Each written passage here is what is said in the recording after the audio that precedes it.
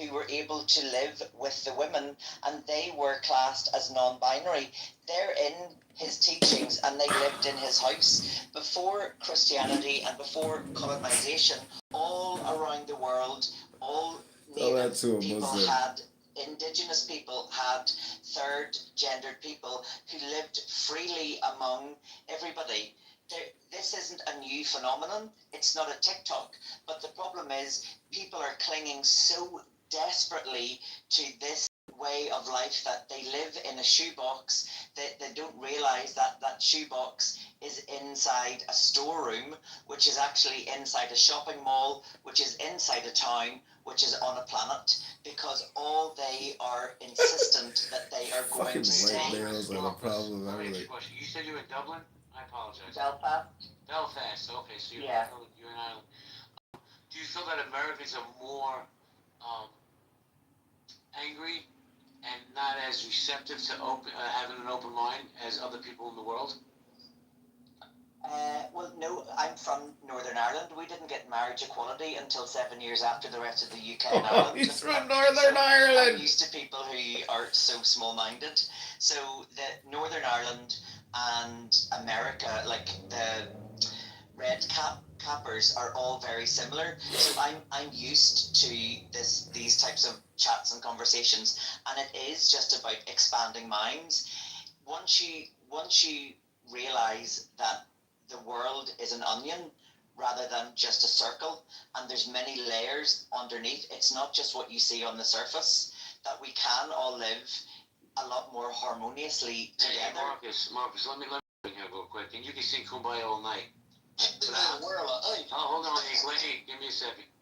Let me just say that, first off, Marcus, please cash in your ticket, but I'm going to also say, and I said it before, Americans are dumb and lazy. They'd rather talk on an issue they don't know about than do the research and actually talk out of, intelligence. It's just the truth. We're a TMZ generation. Marcus, I need you to mute up. I'm going to say hello to Shepard real quick. Shepard, how you doing, bro? I want to go after you and Shepard. I got you, hon. Shepard, how you doing? Hey, pretty good, JB. Great conversation. I'm just thinking Can you cash your ticket in? Thank you. Yeah, I did. I just didn't leave and come back yet.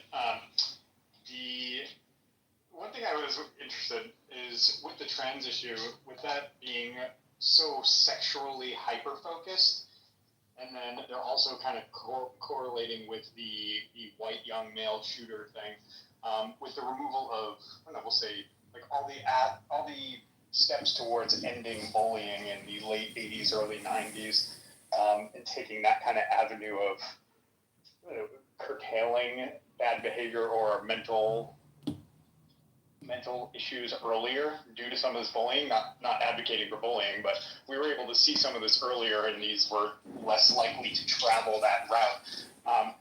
But going back to the hypersexualization for trans, do you think that maintaining one aspect of your identity and having that control so much is an outlier for mental illness? Like it's a telltale? Not that everyone's going to become a school shooter, but it does pros a little bit for mental illness if you're having that much of a development issue early on, don't you think? I just want to get your thoughts on it. Yeah, I agree with you, and I also think that I'm just going to try to be as simple as possible. And it's just my opinion. I'm entitled to my opinion.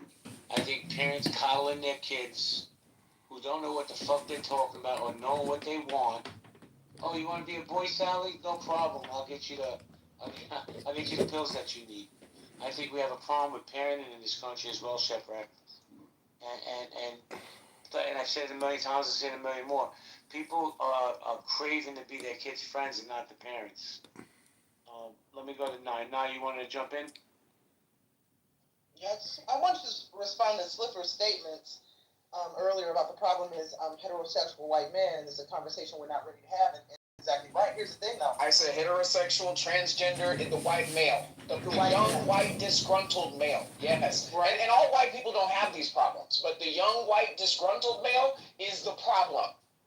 And to that point, you are exactly right that it's a conversation that we need to have nationally. Who's going to lead it? In my opinion, who's going to lead the conversation? Man, but that's not a conversation they want to have, from my perspective. And I guess this is my question to you and anybody who wants to take it. From my perspective, historically, white men, not all, they're never the problem. They don't view themselves as ever being the problem anywhere at any time. 38% of the population are white males, yet they account for over 85% of school shootings. And so if they're not willing to be honest about this and have a discussion, who's going to lead the discussion? White men need to lead the discussion and help the healing process among the incels, the white incels, and the disgruntled young white men who are horny and can't get laid, et cetera, et cetera. But they're not going to do it because they don't think it's a problem. And if you call it out, then you're a racist. So you see the conundrum? Well, I'm a white man. I'll have the conversation, but how do we... Show the data. Hold on a second, John. How do we unpack the conversation? Show us the data. Slippers keeps saying there's this data, but he's yet to post a link. It's just his verbal data that he's spewing on young white males. I wish there were some young white males to defend themselves against Slippers' misinformation. I mean, Slippers, post the link. All the historical evidence that we have about white men's shenanigans, from slavery to school shootings, what data, when you say show the data, what data are you looking for that you can't find in history books? Journals, I'm looking for any data to back up Slippers' claims. I'm saying if you're going to make a claim, you should post some data or a link. And until you do, it's just opinion and gossip. Go ahead, Slippers. Wait, John, let me ask you a question. You think what's being said is not true? I'm questioning it. I'm just trying to get clarity on what you're saying, John. I'm questioning Slippers' claims. Until I see some data, I can't confirm it. That's called using logic and reason to make, knowledgeable opinions. I mean, until I see data, it's still just opinion. Slippers, you got data to back this up? To be fair, I don't think Slipper needs to go and get data. I think John can literally go to the internet and find it very, very You think I would entertain this? I know. This man has 50 phones. I'm sure he has access to Google. Go ahead, make your claims, but post the data or a link. Otherwise, it's called opinion. And until I see a link confirming what you've said, it's opinion. And I could have 1,000 phones. It wouldn't make a difference. It's still called your opinion. Look, we have to remember, hold on, real quick, we got it, Marcus, I promise. We have to remember, we're dealing with people who said history, which they renamed critical race theory, is racist and anti-American.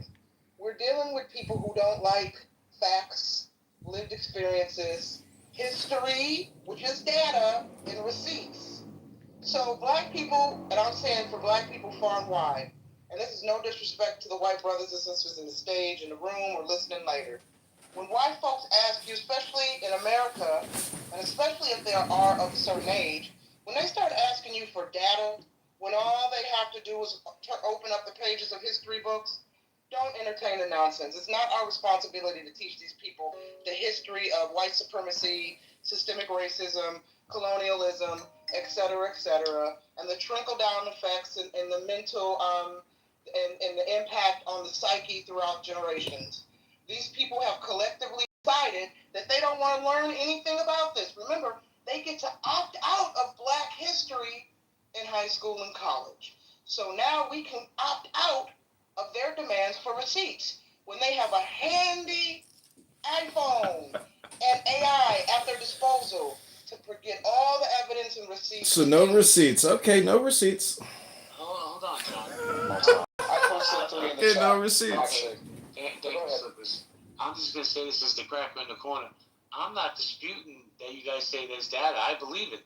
It makes sense, right? But how do we fix it is the question. Marcus, I need you to meet up, please, because I get feedback. Thank you, sir. Oh, so sorry. No, it's okay, man. Just no worries. Let me say hello to Adrian real quick. Adrian, how you doing? Yo, what's up? Chilling, man. We're talking about mass shootings in schools. Slippers is claiming that it's a white man problem, and I'm not disagreeing with him. But John wants data. What do you think about the conversation? I think that's a good political strategy. I think it's genius, actually.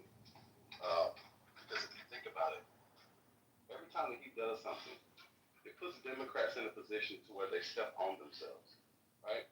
So every time we have mass shootings, what does the left always say, we need to ban guns, ban guns, ban guns, right? The guns are the problem. The guns are the problem. Not the people. The guns are the problem. All right, cool. Well, I'm going to ban trans from buying guns. Now, the minute that the left comes out and defend it, they're going to say, oh, so trans can't buy guns? No, that's not right, right? Trans should be able to buy guns. Oh, so it's not the guns that's the problem then, huh? Interesting. It's going to make them defend guns. It's going to make them defend owning guns. After they just got done saying, notoriously, we need to get rid of the guns. Now he's putting them in a position to where they have to defend the guns. It's a good political strategy. He knows what he's doing. Yeah, Right? I don't know if they'll be able to enforce it though. But the DOJ. And by the way, speaking of Mr. Well, JB, that's the point. Hold on, It's Agent. not about Agent. to be enforced. That's not the point. Is of enforcing it. It's forcing them to defend guns. No, I get it. But let me just say this real quick. I know this is going to bring some smoke from some of you MAGA. But your guy there, Trump, he's taking L after L in these lower courts right now. And a lot of these cases are going to wind up in front of the Supreme Court, I believe. Marshall Rankin, how you doing, Marshall Rankin? Marshall? All right, guys, we're going to go popcorn style. One mic at a time, please. So I just wanted, if you don't mind, I would love to address of how we fix it. And when we are dealing with disenfranchised young people, the key is having a sense of creating a sense of belonging. So I've worked for years and years and years with marginalized communities, and they've got so much support and help, and they're doing in my circles, they're doing great. The circles that aren't doing great are the straight white males who are between 14, from about 12 to about 18, and they're lost because no one's Marcus, catching them. Let me ask you a question. Don't even meet up. Let's have this conversation. Yeah. I want to look around my room, right? And I'm just going to talk for the men in this room, right? Because at one point, we were all 12 to 18. Yeah. All of us, my man, all of us had some, and I'm not cursing at you, I just curse, had some kind of fucking problem in our life when we were 12 to 18. Yeah. Hormones, testosterone, whatever, girl problems. So this narrative that's being spun in the world right now, that this select group, because they're white, they're 12 to 18, this is a new phenomenon. Bro, we've all been through it, all of us. So go ahead, Marcus. What we didn't have back then was social media and all the external pressures that we have got today. So when we're dealing with stuff now, you're dealing with it on a completely different level. That's why I'm saying they're lost, because they're seeing so many different influences on social media. They're hearing so much misinformation. When you or I or people who are 40 and under were going through anything as teeny boppers, it was within your school group or your peer group. It wasn't an entire world that you had access to. That's why I'm saying that these young people whose brains are developing and who are going through hormones and who are trying to live up to some kind of like macho image that they feel that they should, because that's the picture that society is painting, instead of saying it's okay not to be okay. We're here to help you if you need a bit of extra support.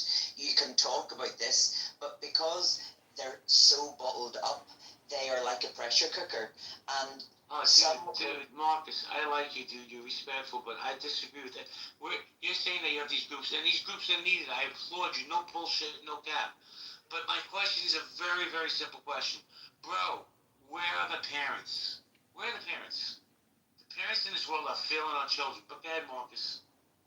So, again, I'm 100% on your page, where their parents have drifted away as well. So my mum and dad, I was raised with respect and, live this life and do unto others as you'd have them do unto you. Generations below me have grown up, they're internet parents now. So it's give an iPad, give it this. Now those parents who have fallen away from what we would have classed as traditional parenting. They weren't taught that. Those have been taken away from school. In Northern Ireland, they don't do classes anymore on how to keep a house. They don't do classes on how to balance an account book. They don't do it how to buy in bulk or run your home. So these young people are being parented by parents who weren't parented very well. So we're almost going to have to go back to basics. And the thing is, help is needed, and we can talk around in circles, but actually, if I am bleeding from my arm, I'm not going to stand and look at it and go, well, it is bleeding, but what was the source? Why was it? I'm going to go, I'm going to get a plaster, I'm going to get a stitch, I'm going to fix it, and then we can worry about that. Pardon? I need you to land your plane, please. I have other speakers I want to get in. Oh, no, that's fine. Yeah. Sorry, I thought we were having a chat. So I'm new to this platform, and I'm a talker, so I can shut up at any point. No, Marcus, I like you. I like your energy. I'm even going to follow you. I think we definitely need more people like you that are empathetic. Let me go to somebody who I feel is an amazing parent, and that's Jane. How you doing, Janie? Oh, thank you. You know, depends on the day. 100%. When you got kids, it always depends on the day. You want to chime in on the conversation, hon? Thank you. I'll answer the question. No, Trump is not mentally fit for us. But, you know, I want to take a minute because First Lady, ears could be burning or her back channels because there's something brewing over in the conservative clubhouse, right side, that they want to have a big debate room, and they were going through the list of all the possible people they could ask. And of course, no surprise, they want First Lady, and I'm here to say, don't do it, First Lady. Please don't do it. I don't know if First Lady's available. Amen. All right, but Go ahead. for Go ahead, her, Jane. Go ahead, Janie. how about you, though, JP? Would you do that? Zero chance. Adams? I mean, Slippers? Adams is not he's a conservative. I know, but he's a good moderator, so he can keep shit in check. Well, it depends on the people. But I want to ask Adams a question. Adams, why do you think it is the numbers that you're saying? Why do you think it really is so impactful in the young white men's community? I'm not even going to pretend to answer that. So, you know, you have to refer to a white male, you know, and asking that question to. So, you know, I'm extending a certain boundary that I feel like a lot of white people, especially in that conservative clubhouse ilk, could, you know, maybe learn from it, not inserting themselves into black or minority people's business. So, you know, I personally, you know, I can't speak for a 100%, you know, white American, you know, young, disgruntled youth. So, I mean, maybe you can go into chillism and ping one into this room. I mean, I don't know. Yeah, I don't play with chillism. But I'll say this. Marcus made a great point, and I say it all the time. Social media, there's no guardrails for these kids. People are so busy working, they don't check their kids' phones, they don't check their iPads. These kids get radicalized online. And I'll say it again. I don't care if you're white, black, purple with pink polka dots. We as a society, we as a country, we are failing our kids. Not everybody, but a majority of them. Guys, we're going to go popcorn style. All I ask is we have a one mic policy, disrespect the space. Thank you.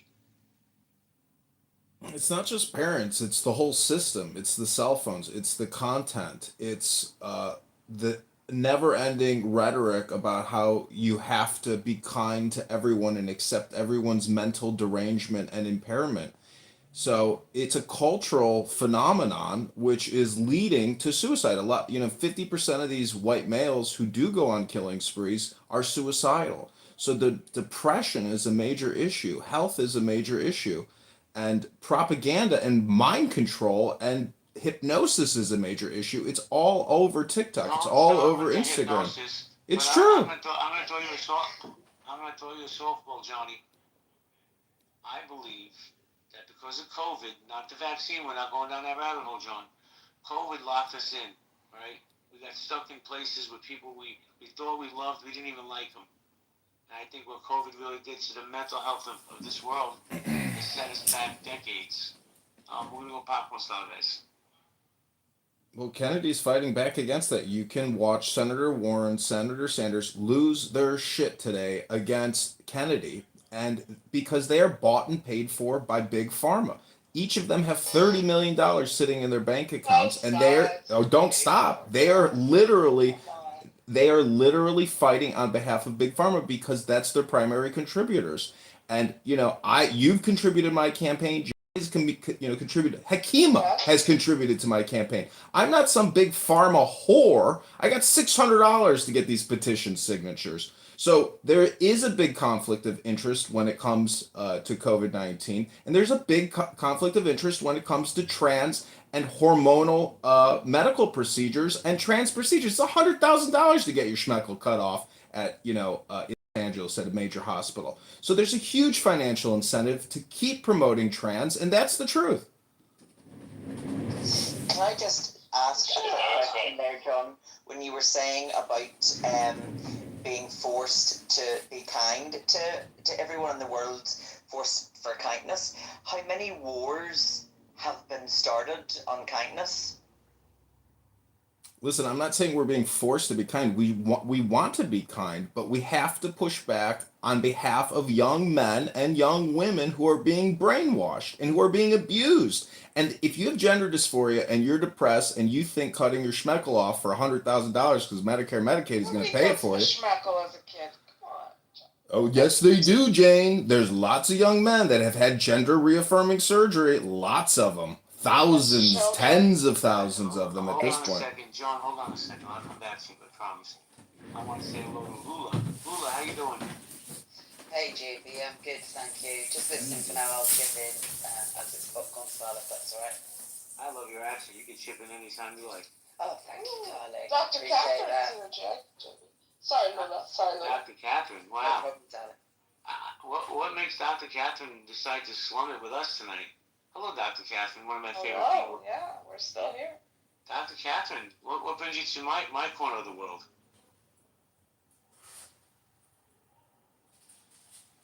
Dr. Catherine, are you there? It's in the lower right. Oh, here I am.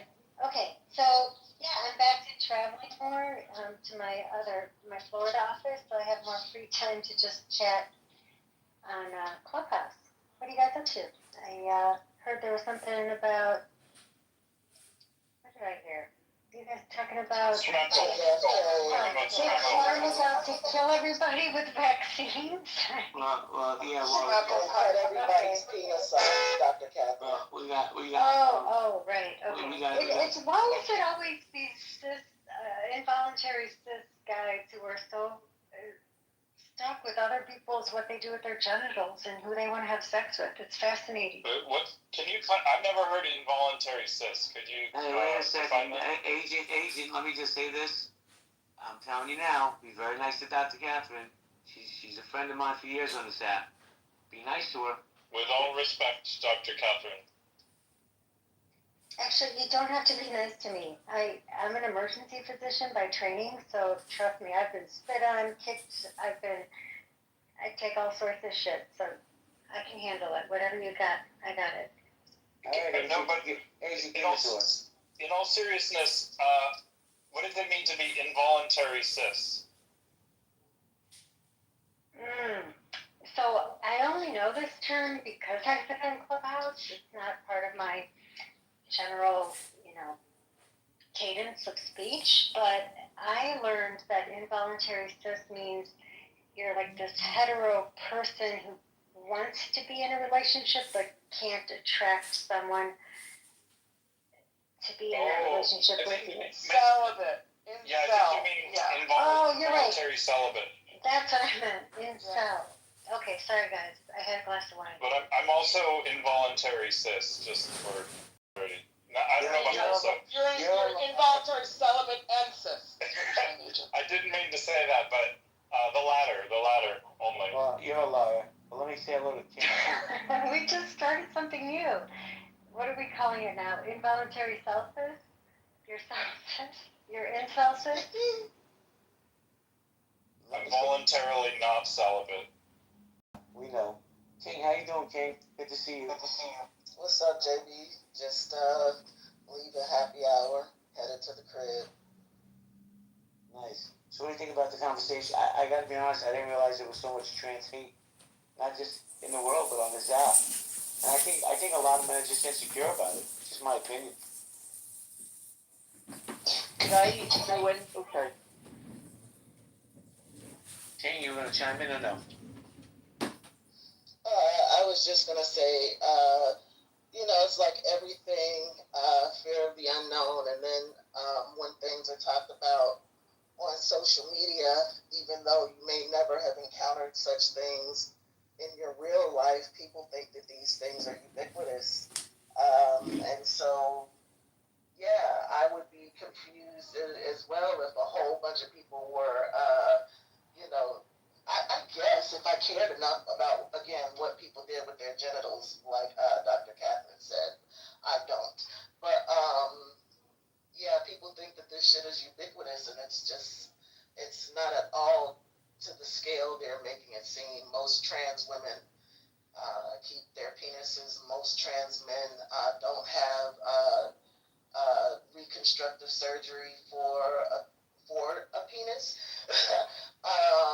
So, you're talking about a fraction of percent of the population of already a minority group. So, I don't know. I wonder too why people get so in their feelings about it.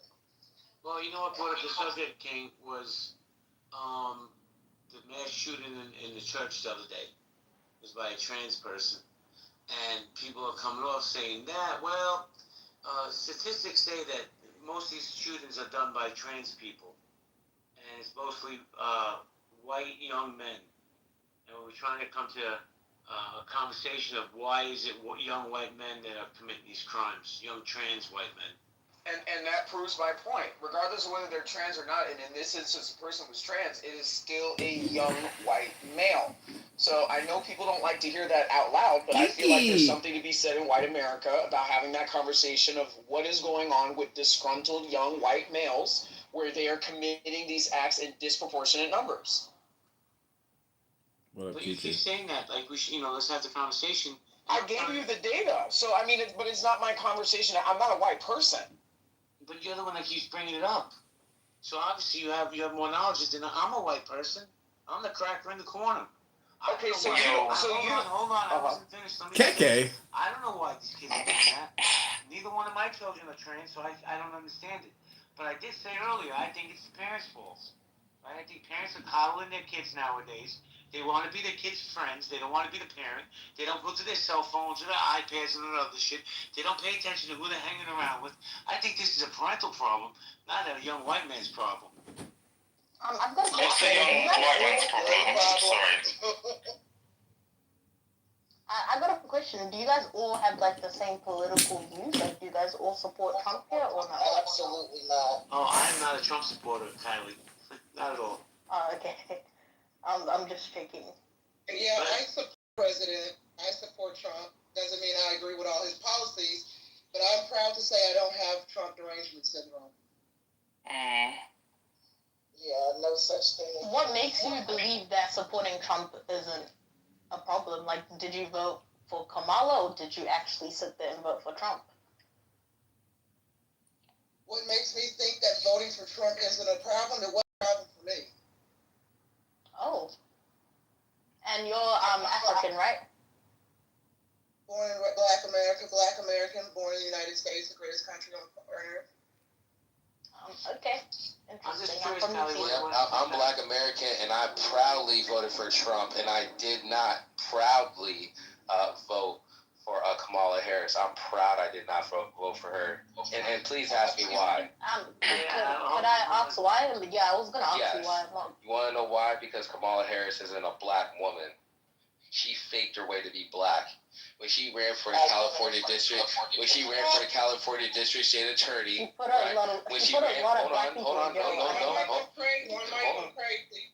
Right. Not only did she put a lot of black people in jail, when she ran for the California District Attorney, she ran as the first Indian American woman, right?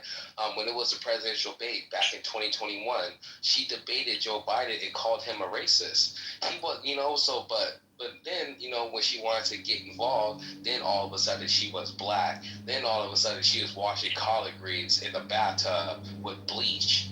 Anybody that's black is going to tell you that's not how you clean collard greens. Any black person will tell you that, right? So I don't know, man. Trump is beneficial it's just too much of the fake blackness for me. I saw it with Barack Obama.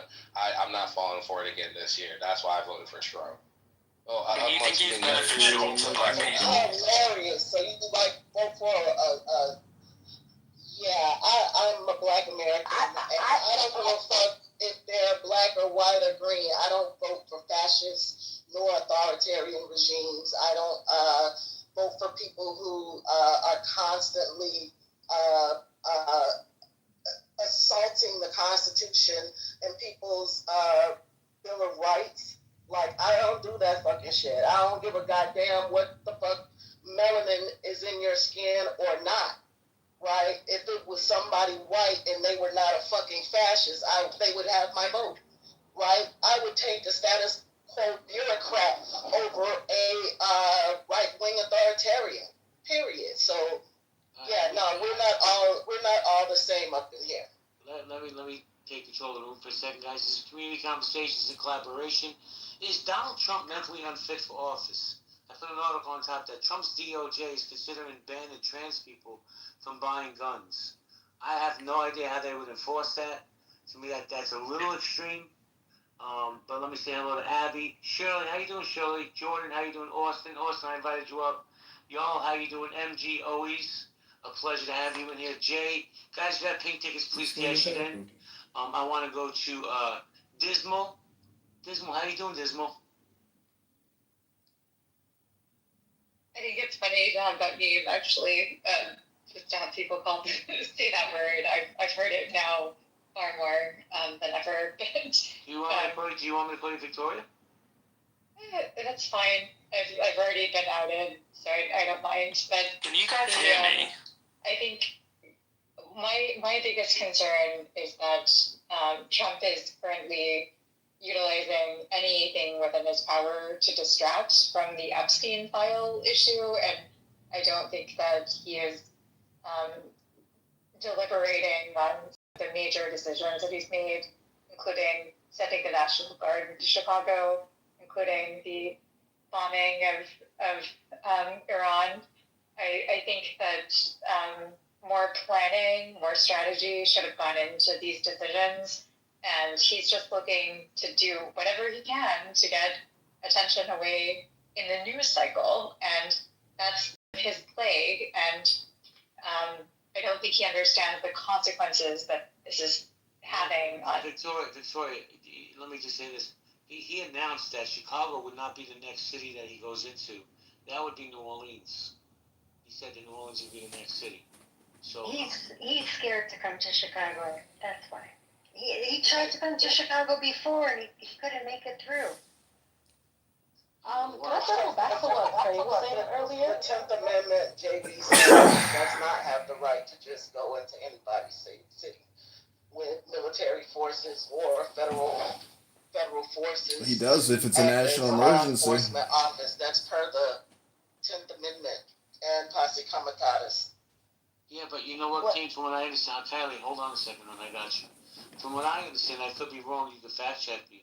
He can't send troops in if it's to protect federal property. Exactly, and so there would have to be a threat to federal property happening, right? Like, he's tried. Like the blatant manipulation and gaslighting, as if we don't know what emergencies are anymore in this country. We've lived through several emergencies, and to think that this fucking real estate mogul who never worked in public service in his life all of a sudden is doing doing shit that no other president in the United States has ever done. And we trust that, his reasoning, even though we know this is just everyday life in every city. Well, let me jump in real quick, King. So, by the way, he's going to be signing an executive order, I believe, tomorrow. It will no longer be called the Department of Defense. It will be called the Department of War. So, there's that. To me, that just sends a really bad signal throughout the world. Let me say hello. First off, what's up, Craig? Good to see you, bro. XG, what's going on, young man? What's up, JB? What's up, everybody? Salute to the room. What's up, Craig? But I just wanted to say, yeah, Department of War, and guess what? The Republicans and the MAGA-tards are going to fucking defend this and be like, he didn't actually mean there was going to be no wars when he promised no wars and peace when he got into office. He doesn't actually mean anything by this. It's just it's not defense if we engage in wars with this. So it actually makes sense to call it the Department of War instead. Like, that's exactly what the fuck they're going to do. And they're going to act like somehow, in some way, shape, or form, that Trump isn't just, again, speaking out of the other side of his fucking neck for the 8th time in a row about some shit he promised on his campaign run. We've seen it with the Epstein files. We've seen it with bills. And matter of fact, ironically enough, it seems like on top of being quiet about the Epstein files, the one motherfucker who was so loud about Biden's health and what was going on with him is seemingly quiet about his now concerning the fact of that little hand that we haven't seen for a while. And on top of that, the fact that that little hand had a bruise mark for longer than his fucking ear that quote-unquote got shot. So I just want to say, if he's going to continue with this stuff, he's absolutely unfit for office. Because I guarantee you, if I gave you the exact same criteria and rap sheet of shit that Trump's done, or shit that we can see happening to him, or that he's doing, and then applied all that to Biden, all the Republicans 4 years ago would have said Biden's unfit for office for the same exact fucking reasons. Thank you, actually. I'm going to go to Dr. Catherine, then I'm going to go to Dr. Catherine, then Project, and then Mother.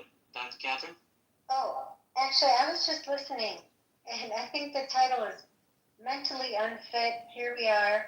I think we got a little bit of all of it here. Some of us are more fit than others. Thank you. You're welcome. I'm going to go to Project, other than TO. Project. JP, thanks for inviting me up on your stage. Look, Trump derangement syndrome is absolutely real, and it's really quite sad. People rooting against this president. I mean, he's president of the United States, and if nothing else, we should root for him. We should hope he's successful. If nothing else, we should all agree on that. Look, this is not hyperbole when I say this. I really do feel that President Trump is probably one of the best decisions the American people have made in my lifetime, and I mean that sincerely. I equate it to Buchanan. When he left office, led us into the Civil War, and Lincoln came in to sort of clean up his mess. I think it's that consequential. But I will say this. Dismal, I think, made an excellent point when she said this Epstein thing. The one thing that's going to derail this president and this presidency is the Epstein thing. And because people like me who support the president, I am not going to overlook this. This is something that we need to investigate. There are people, innocent children who've been hurt, and we can't cover this up just because rich men are involved. So this is the one thing. If he doesn't do the right thing here, then it's all going to be for naught. Well, Project, let me just say something. I agree. They release the files, unredacted, in its entirety. They're never going to do that. And I'm not saying you, sir. I'm just saying in general. These files have been around for a long time, and I think that this, and it's just my opinion, this false outrage that certain people have, and not you, Project, I'm just talking about the politicians, is bewildering to me. They've had these files for forever, and they never released them. And I'm not a Donald Trump supporter, but I think that this is a square they're going to stand on to try to take him down. Do I think he's covering things up? Definitely, 100% he is. But we're never going to get the truth. But we have a better chance of the Kennedy, JFK files being released before the Epstein files. What do you think, though, what this does to Johnson? Because he indicated that he was trying to protect the victims, and now you have the victims, many of them appearing in person in front of the Congress. Some of them, I should say, not many of them, but some of them, demanding that the files get released. So How is Mike Johnson going to defend that? Victoria, let me ask you a question respectfully, and I'm this is a serious question. If the files are released and it shows that he had something insidious to do with Epstein and young girls, what's going to be the outcome? Is he going to get impeached? No. Is he going to get removed from office? He's not getting removed, Victoria, no matter as much as you want him to be. But what's the outcome? Here's the thing. That would be a good question. Like, for especially his supporters, I was not one of them. It would be a good litmus test as to how far can this guy go. And if he goes that far, then we're just an idiocracy. And if, like, that's where we deserve our grand slide down in terms of leadership in the globe. So I would hope that isn't the case. I would hope that people would actually wake up, and maybe it would be a wake up call. If you're the so-called Christian right and you're supporting a pedophile, it wouldn't be a first time. I mean, many of them are pedophiles. Let me jump in here real quick. The loudest voices I'm hearing to release these files is from the far right. Marjorie Taylor Greene and her Jewish space lasers, she's the one that's been barking the most. I don't know. Like I said, I don't see them ever releasing them. But let me hold on, Victoria. Let me go to Mother. Mother, I got you, Alan. Mother, how you doing? Good. Just enjoying my salad. I hope you guys are doing well. The great Nicholas. Good to hear from you, man. So is it okay if I comment on a couple things? Yeah, please do. Okay. So I want to back up real quick. Like the whole Department of War rebrand. I was sitting here chewing on my salad and thinking, this is actually kind of accurate. Like, all America, haven't we been in conflict, covert military operations, overthrowing of governments, assassinations of elected leaders for 90% of American history, if not just all-out war? I think it's 93 or something. I can look it up. But for the majority of this country's history, we have been at war. This is what America does. We're a violent nation. We kill whoever we want. We do whatever the fuck we want. That is the American way. This is an imperialistic country, right? So I don't have a problem with the rebrand, and I also think the logic, the liberals and the leftists are going to go, oh my God, it's going to be so expensive to rename all this stuff. Well, how come you didn't raise that objection when Biden was renaming U.S. military bases, right? It cost about $50 million. You didn't hear the left complaining about the cost at that point. So it's weird to criticize Trump on the cost when you don't criticize your own party when they do the same type of behavior. And then the same thing, and the last piece about is Trump mentally unfit. As much as I hate the man, right? I'm not a Trumper. I will never voted for him. I think he's sane enough to be president. Joe Biden looked much more decrepit and mentally retarded, excuse my word, than Trump. As much as I can't stand him and I can't stand his policies and I don't like the guy and I think he's an asshole, I think he's perfectly fit to be in the position at this point, unless there's a developing story that happened that I'm not aware of. Everything that he has said, I believe he's competent. I'm done. Thank you to great Nicholas. By the way, I don't know if anybody's seen recently, especially today, the big gash on Joe Biden's head. It looks like he has multiple stitches on his head. It looks like he probably fell. Yeah. So, did he fall today? Oh, I didn't see that. I don't know if he fell, but he has a big gash on his head. It was all over. What about the big bruise on Trump's hand? Yeah, we'll get to that. Hold on. Let me go to T.O. and then I want to go to Alan. T.O., how you doing? I'm good. Do you want to chime in or you want to hang out? I'm just trying to see where to catch up at. I'm listening to you guys right now. All right, man. I'll circle back to you. Thank you. Okay. Alan Dean. Hold on, Victoria. Alan Dean. Hey, how you doing? I'm doing great, man. It's good to see you. Good to hear from you. How you doing? I'm good. So I'll say a few things. Is he mentally unfit for office? No, he's mentally fit. That's my answer to that question. Second issue, people have been frothing, especially Democrats, frothing at the mouth, hoping that there's some connection between Trump and Epstein and they did something wrong. In the hundreds of court documents of the Epstein trials, victims were asked directly, did Trump do anything? They all said no. On CNN recently, they had all of the victims there after they did either before or after they did the press conference. They asked them again directly, did Trump do anything to you? all of them said no. The Democrats are hard on, hoping that somebody somewhere says, oh, Trump touched my titty. Trump didn't do anything. He's not connected with it. Wait a second, Alan. Alan, hold on. Yeah. There literally is a victim that names him. Hold on a second. No, there isn't. Hold on, Alan. If I'm not mistaken, it's the far right that's leading the charge with this Epstein's file, like the Marjorie Taylor Yeah. I know. Listen, they want the far right. They want Clinton. They want Clinton, Alan. Yeah, well, they want. And we know his name is all over this. The victim said it. Well, look, if I'm going to be consistent here, CNN also asked about Clinton, and they also said no. So maybe that clears both Trump and Clinton, or maybe it indicts them both, which I don't know. But the fact is we keep getting, testimony and facts piled one on top of each other that said Trump didn't do nothing. But again, it's Trump. So why don't they release the entire files, not just one? Well. Wait, let me finish my question. Oh, okay. Release them entirely, unredacted, in its entirety, and let the American people decide what's going on. No?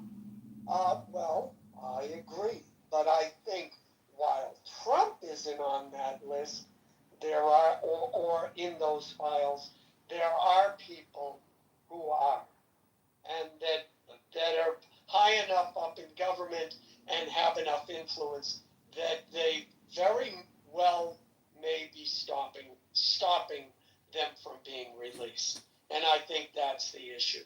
If you take down someone like Chuck Schumer or what's his face, the turtle, then we're going to have issues. Mitch McConnell?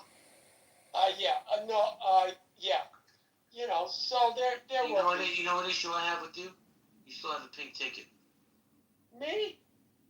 Well, I'm sorry. You keep changing your clubs and creating new clubs. How am I supposed to keep up on all of this, man? Don't blame me. Don't listen to me, you. Don't use your dementia and old age as an excuse. Stop it. Yeah, it had nothing to do with young whippersnapper. Anyways, I joined. That's all I got to say. Thank you, Alan. Hang out for a while. Let me go to Jamal. We're about to get a big pot of MAGA right now. How you doing, Jamal? All right. Can y'all hear me clearly? Yes, sir. All right. I just want to say, how could he be out of his mind in any way when he's had the best 8-month opening of any president on what fucking metric that I've ever seen? He's done a hell of a job in his first 8 months. I don't know what he'll do over the next 3.5 years. Wait. Let me ask you a question. How's the war in Ukraine going? How's the conflict in the Middle East going? The two that he said he was going to stop. I think what has happened here is Putin really wants to play a dangerous game of chicken, because I think that they think they're ready for war, but they want us to kick it off. And I think Putin is playing a dangerous game of chicken right now. Putin is not as tough as he comes off to be. And I think that Trump is just trying to play patient because he knows. Wait a second, Jamal, hold on a second. Did you know that Putin just put 100,000 troops in the Donbass region of Ukraine? Right. 100,000. So while Trump's sitting around with his thumb up his ass, Putin's going to take over Ukraine. Well, but the thing is, I think what Trump would prefer to do is back out of it and let the Europeans fight it. And I think he's probably smart. That's one of the most intelligent things I've seen him do, is kind of keep his hands a little bit where he can just back out of it. And I think that's what he's going to do, is he's going to just say, okay, I couldn't get you guys to come to the table. He's going to back up and let the Europeans fight it out with him. But he doesn't want to be a part of this shit. Because he failed. I'm sorry? Because we can't afford it. And it don't make Wait any a sense. second. Hold on a second. Jamal, hold on. Everybody, hold on. Everybody, hold on a second. Everybody, actually, hold on a second. Jamal. And I'm gonna let you speak as much as you want. You can land your plane in a minute, but yes, sir. How come? And I'm being serious. I'm saying this respectfully. How come MAGA won't take the L?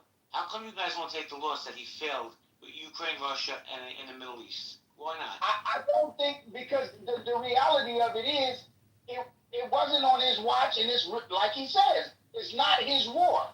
This is not something that happened. He campaigned on this. Jamal, he campaigned on this, bro. Well, remember what he had to say in Alaska. Wait, hold on, Jamal. He campaigned on the Epstein files, and he campaigned on bringing peace to Russia. He said he'd have it resolved in 48 hours. Well, he's 8 months into his presidency, it's getting worse. I think this is the part that allows him to come out like this, is because Putin said if he would have been in office, this would have never happened. That came out of Putin's mouth. So he's already been rectified in the situation, so he can really kind of wash his hands and stand to the side. And the other thing that he's doing really good is thinking about this hemisphere with those what are they? What's the South Americans down there? I forget the name. Shit my mind. By him doing that move that he's making with the drug cartel down there, that's a powerful move. No president has ever done that. As far as bringing troops to stop this cartel. And my brother died OD on fentanyl. And I know each one of you knows somebody who's died of fentanyl. And so for him to stand up for that, that's a powerful move that he's doing right there. Can I say something real quick, Hakima, let me just say this real quick. And then I'm going to pass it right to you, and then I want to get normal in the conversation. Hakima, you notice how I brought up Ukraine, Russia, I brought up the Middle East, and automatically MAGA deflects. They go right to Venezuela and Maduro. I was gonna say the same thing, Jay, because especially to the point to go back to Ukraine, to show you the flaw in your argument, Jamal. You say that he's gonna let Europe handle it. Well, according to treaty, if Europe get in the war, then America has to get in the war. So there's no just sitting back, stepping back, washing your hands. Can I finish? Sorry, can I finish? There's no just washing your hands of Ukraine and letting Europe take care of it. Because the minute Europe starts fighting Russia, according to treaty, if he's going to back out the treaty, according to treaty, he has to help. So it's not going to go the way you think. Yeah, last time a war happened in Europe, who had to come bail all those motherfuckers out so they wouldn't be speaking German? It was us. So yeah, anytime Europe gets involved in some shit, we gotta be there too.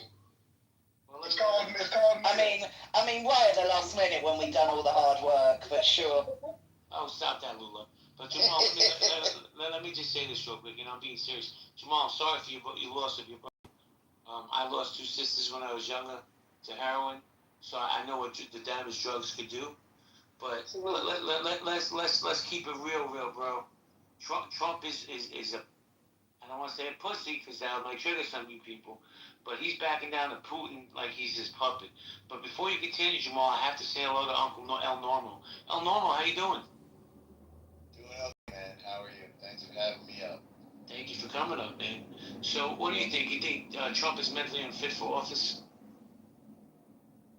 No, he's Trump. We know what we're getting this time around, and more people voted for him than the first time. He's Trump. He's a little wacky. He's clumsy. He doesn't really understand half the things that he's doing or saying. He's Trump. He's not unfit for office. I think he is, as I said before, the unwitting agent of historical change. It's absolutely a fact that we cannot afford to defend the entire free world. We don't have the personnel for it, and we don't have the budget for it. Then why campaign on it saying he's going to stop these conflicts in 48 hours and he hasn't done it? Because 95% of what he says is hooey. But everybody knows that. It's malarkey. It's horse feathers. That's not a secret. Anything could come out of his mouth. 1 minute he's taking Greenland, then he's taken Canada, which, by the way, helped to elect a liberal prime minister in Canada, so they should thank us. The liberals should thank Trump for inspiring a liberal win in Canada. Real quick, Trump. Oh wait, before you interject, I want to add one more thought. Because of Trump, Europe is now stepping up its military spending, as it must. They were free riding on America since World War II. And now they have to spend less of their money on you get a year free if you have a baby, free education, free health care. They got to spend more on defending themselves. We can't defend the entire world. And by the way, we have to focus on China. That's the real adversary. Same thing with Israel in the Middle East. Trump is saying, listen, we're going to support you militarily. We are partners. We are partners militarily and in terms of intelligence. But you guys deal with it. And by the way, deal with it fast. Get this thing over with. I don't want this war hanging around. That's the realignment of the entire world. He's absolutely right about that. It's funny you say that, Norm. Hold on, XG, I got you. It's funny you say that get it done fast, and Putin just moved 100,000 troops into Ukraine, in the Donbass region. So they're not looking to get rid of it fast. They're looking to destroy Ukraine, while Donald Trump sits around and plays his fiddle. I disagree with you. I disagree with it, and I hope I'm right, and I hope you're wrong. And this is how I disagree with you. Putin is going to keep Donbass and Crimea, half of which he took under Obama, and Obama didn't do anything. The other half he did in the past 3 years. He's going to keep those. Nobody's going to fight to get them back. But if he goes past that, then it's going to be a big problem for him, and Europe and the United States are going to oppose him. So he can move those troops there as a show of force. But I think, frankly, if he starts a war with all of Europe, Putin, I think, knows that his reign will fall. He's a bit of a paper tiger. That place has no economy, and it doesn't have the military that it's pretending to have. They're drafting people off the streets over there, JP. No. The leader of North Korea came out and said, we will supply Russia whatever they need, troops, weapons, whatever they need. So it's not just Russia that Ukraine is fighting. I'm sorry, I think Donald Trump is all talk and no walk. But actually, hold on 1 second. I gotta say hello to Mike Moon, then I'll come to you, I promise. Mikey Moon, what's good, man? Hey, welcome, room. Hi, JB. I want to say, first of all, Norm, I really enjoyed what you just said. There's two things that you said. One is the whole thing about, it's malarkey. It's what he is. You know him. He's full of shit when he says that. But he still did this and this and this. It's refreshing to hear somebody admit when he's completely full of shit. And then complement that with the reality but he has European, in ways he never did before. That's something that should have been done, which I totally agree with. It's like I could support him way easier if I heard more people who were heavy supporters of him admit that, yeah, he fucking lies on purpose, but he does this too. Instead of acting like, oh, let me interpret his lie to be what he meant to say, because what he wasn't lying. He was saying this and it's this. It's like there's this constant effort to defend him and recategorize and explain what he's saying when he's just frankly being full of shit. That doesn't change the fact that he's effective in doing some things that A, need to be done, and B, can't be done by anybody but him. So I appreciate what he said. And I appreciate what you said as well. But I want to ask you a question. I'm going to go to XG and I want to go to y'all. What has he done that's effective besides close the border? Besides close the border, what has he done? Well, he got, to Norm's point, he got Europe to pay a fucking ton of money that they owe, which is really nice. Like, the UN was literally being funded by us, and now they're all paying, which is great. He also, now I will admit, Ukraine, failure. He's trying, failure. It's hard, he's not, Ukraine, okay. I want to say about Ukraine really fast. I just want to say that it does confirm what I believe, which is that Putin is playing him. He doesn't know any better, and he really thinks Putin cares more for him than he really does. I think Ukraine proves it. And so it is a failure on his part. It is one thing that he's failing at. But I would say that he is bringing world leaders together to have conversations that need to be had. in ways other presidents haven't had. He is he's standing firm on American strength in ways that other presidents were embarrassed to do. He's putting America first, frankly, which I am supportive of. It's something that needs to be done. And what else has he done that's effective? Well, so far he hasn't crashed the economy with his tariffs. So it remains to be seen. I'm leaving it open-ended if they're decent or if they're good or not for the economy. But he did say they would take a while, and he has not crashed the economy with them yet, which means that for now, the jury's still out. So I got to say that he's like 50-50 with me, but I want him to succeed, and if he achieved everything he's going for, it would only make us strong as a country. Thanks. Thank you, Mike. Let's go to XG, then y'all. XG? Yeah, so I guess one thing I just find a bit odd, and granted I understand the differences in spending, right? But the length of time also I want to put in there too. It always seems like we don't have enough budget to do X, Y, and Z, but we simultaneously have enough budget to do A, B, and C at the same time. So like, we don't have enough budget to go help Ukraine or do this, etc. We got enough budget to fund Israel though, and we're not going to complain about the funds to them. Okay, cool. So wait, Ukraine almost $100 billion. No. I have to wait for a year to respond. So you can meet up. I'm chilling. No, we gave Ukraine a ton of money. You're mistaken, sir. It's all right. Don't worry. It's not all right. This is the defense too. It's all right. I'm not defending you. I'm correcting you. No, brother. You cannot say shit about Israel without this motherfucker coming out of my for at least. Well, don't talk shit, and you won't get corrected. Get it right. We have an endless amount of support. Hold on. Everybody mute up. Thank you. We're going to go to Agent. I know you want to go. But I'll let XG Land explain everybody. Y'all, then Zach, and then you, Agent. XG, Gabra, please don't interrupt him. Yeah, so as I said, so if we don't have a budget for this, we have a budget for that. We don't have enough to give health care. We don't have that. We have to cut Medicaid and shit, but we have enough to put a $200 million ballroom inside the White House that nobody but my cronies are going to come to. Right? So we can go ahead and do that. Yeah, we don't have enough money for wars. We can consistently be engaged with this one and support Israel and literally everything that they do. That's completely fine. So like, what I'm finding interesting is just that there's always not room in the budget when it's something that we don't want to do, but there is room in the budget if it's something that you support or you want to happen. Duh. Thank you. Duh. Hold on, Mike. Let's go to y'all. Let's get a Canadian perspective. And then if Norm wants to put Project I Got You, Norm wants to push back, he's more than welcome. Y'all, how you doing, bro? I'm good, thank you. Just a quick thought.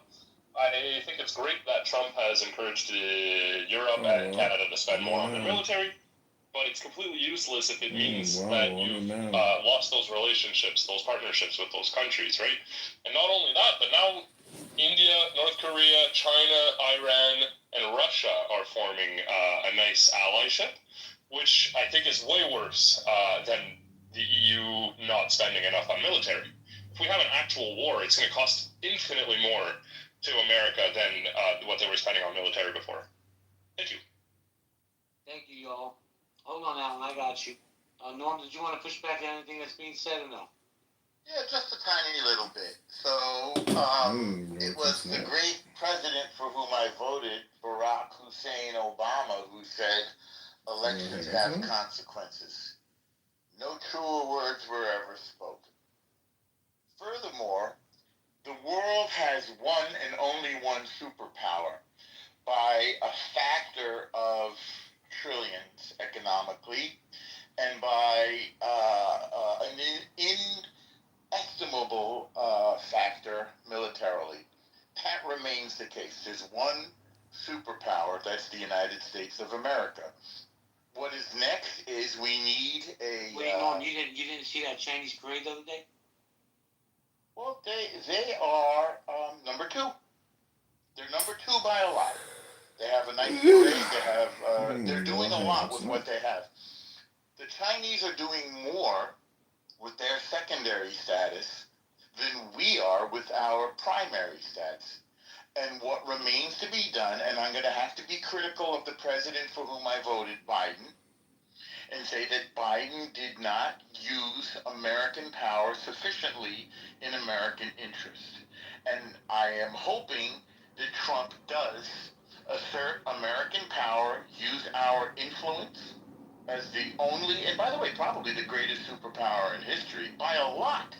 By a lot. If I forget, I think our GDP is 18 trillion. I could be wrong there, but I know it's 1/3 more, which would be $1 trillion more than China's. Now, China's coming up, there isn't any doubt about it. But there is no other country that can match us or project our military power. So the next question is, what do we do about it? When it comes to freedom, when it comes to keeping the seas of the world safe, when it comes to keeping the world financial system safe. How come you can swipe your card in France and it comes out of your bank here? How come all of the transactions, financial transactions in the world are a fact? Excuse me, Uncle Yeah, Moon. yeah. Am I going on too long? No, you're fine. My question is, that all sounds fantastic, but what about the debt that we're in that we're never going to pay? He needs to address it. It's not sustainable. And he was playing around with this Elon Musk thing, what's it called, Doge, which was performative. But at least it's on the table. At least the people are talking about it now. And by the way, our military realignment is part of that. Because under Barack Obama, we reduced our 2-theater capacity to 1.5 theaters. That means that we can only fight 1.5 wars, major wars, under Obama. And under Trump, it's been reduced to 1. We can only fight 1 major war. And that has to be focused towards China because they're our greatest adversary, potentially. By the way, if we project our power correctly, we never have to go to war with China. But we have to use our power in a credible way. And we need a half-crazy, militaristic, blustering, clumsy, half-aware lunatic like Trump, I think, to project that power right now. Thank you, Gordon. Everybody hold on, please. I'm going to go to Alan, then King, then Project. Go ahead, Alan. Yeah, JB, you mentioned that I'm old. And because I'm old... I was joking with you. I know, but it's okay because I'm using it to make a point.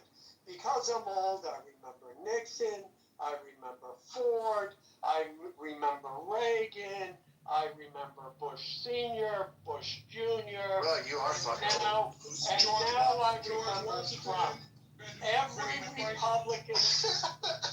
Every Republican president, the Democrats say they're crazy, that they're stupid, and they don't know what they're doing. Now, the fact that they've said that every single time, are the Republican presidents stupid and don't know what they're doing? Or maybe that's just the same old BS that the Democrats come up with every time that a Republican gains the presidency. I think it's the latter, not the former. I think it's the Democrats are full of shit. Now, moving on, second point, Ukraine. You can lead a horse to water, but you can't make him drink. As far as the military goes, the whole point of Ukraine was to cut Russia oil off from Europe and get them dependent on Middle Eastern oil. That's what they've done. And now the U.S. is pissed at India because India was buying Russian oil and selling it to Europe. Eventually that change will happen. The military goals of the U.S. have been fulfilled. The only reason it's continuing, in my view, is because there are too many people like Zelensky, like members of Congress, like the Europeans, like the arms makers, who are making too much money to let it end. It has very little to do with Putin and, he has Trump fooled. No, he's, like other people have said, he's brought these leaders together. He's done more than Biden did in that regard. But if they're not going to deal, then he did his best. And as far as Canada goes, I can't help it. I'm sorry. Oh, did Yar leave, or is he still? Yeah, I'm sorry. I saw a report that said some high up in the Canadian government said that if you're the victim of a home invasion in Canada, you should just let the people come in and not resist and do whatever they said. I mention that only because if Trump did decide to invade Canada, the battle would last exactly 30 minutes and we could annex the entire country within a day. So based on what they're telling their citizens to do if someone comes into their house. Anyways, I'm done. Thank you. I just want to say one thing, piggybacking off of what my man just said. I really think Zelensky has turned out in this instance to be the real problem because he doesn't have the sense to do business. Because all he had to do, the Nord Stream pipeline is already done, I think. And all they need to do is just turn on the pipeline.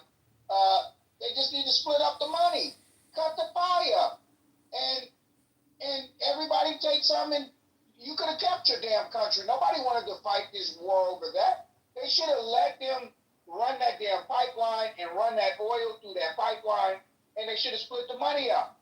I land. Let me jump in here real quick. I got us. You there? Let me jump in real quick, Alan. Oh, sorry. It's okay. It's okay. Let me just say this. The deflection is so strong from the right. It's bananas to me, right? This dude said he was going to end this war in 48 hours. I don't give a shit if he's just talking out of his ass. That was a campaign promise. This dude said he would have the files unredacted and released in their entirety. Another talking point people like to deflect off of. You want to talk about Zelensky, you want to talk about Putin, and the leader of China and North Korea, that's fine. But when does the buck stop here? I'm just curious about that. Project, I know you've been patiently waiting. I'm going to pass the mic to you and then go back to Alan. I thought I was in the queue, JB. Go ahead, you go. I'm sorry, Chief. I didn't mean to pass you. He can speak. Go ahead. No problem. I'll wait. No, as soon as I stopped talking, I got a phone call. So I didn't hear any of the rebuttals except for you, JB. Well, that's the only one that matters. Well, this is true, but no, I don't see it. I don't see it as a deflection. I mean, I agree. He said he was going to end it, and like I said, he did bring them together. How many times did he bring Zelensky and Putin together? And like I said, you can lead a horse to water, you can't make him drink. And that's the most. That's the most I can say. You shouldn't promise it then. Hold on, Norm. No. What do you mean you shouldn't promise it? That's what every politician does. Oh. If you like your doctor, you can keep your doctor. Okay. Read my lips. No new taxes. Come on, Jay. And how'd that turn out for him? Of course. So, this is politics. I'm not going to deflect. We ended up with Donald Trump in office. Thank you for reminding us. Well, let me go to King, because King's been patient. Then we'll go to Project. King, go ahead. I was just going to remind people that the only leaders that Trump has brought together is Xi, Putin, and Modi. I don't know if people are aware of the fact that India and China were not fucking roommates and best buds before this administration, and to see Modi, holding Xi so tenderly at this parade in Putin after Donald Trump rolled the red carpet out for this motherfucker, tells you everything that you need to know. His foreign policy has been a failure. And again, this is why we are constantly distracted with the bullshit. Are y'all not paying attention to your fucking 401ks? Do you know that he bailed out private equity by giving your retirement accounts exposure to private equity? Modi didn't attend the recent parade. Yeah, he was there. No, he wasn't. You're talking about Kim Jong-un. Yeah, this was correct. Keep your friends close. I'll confirm that then. In any case,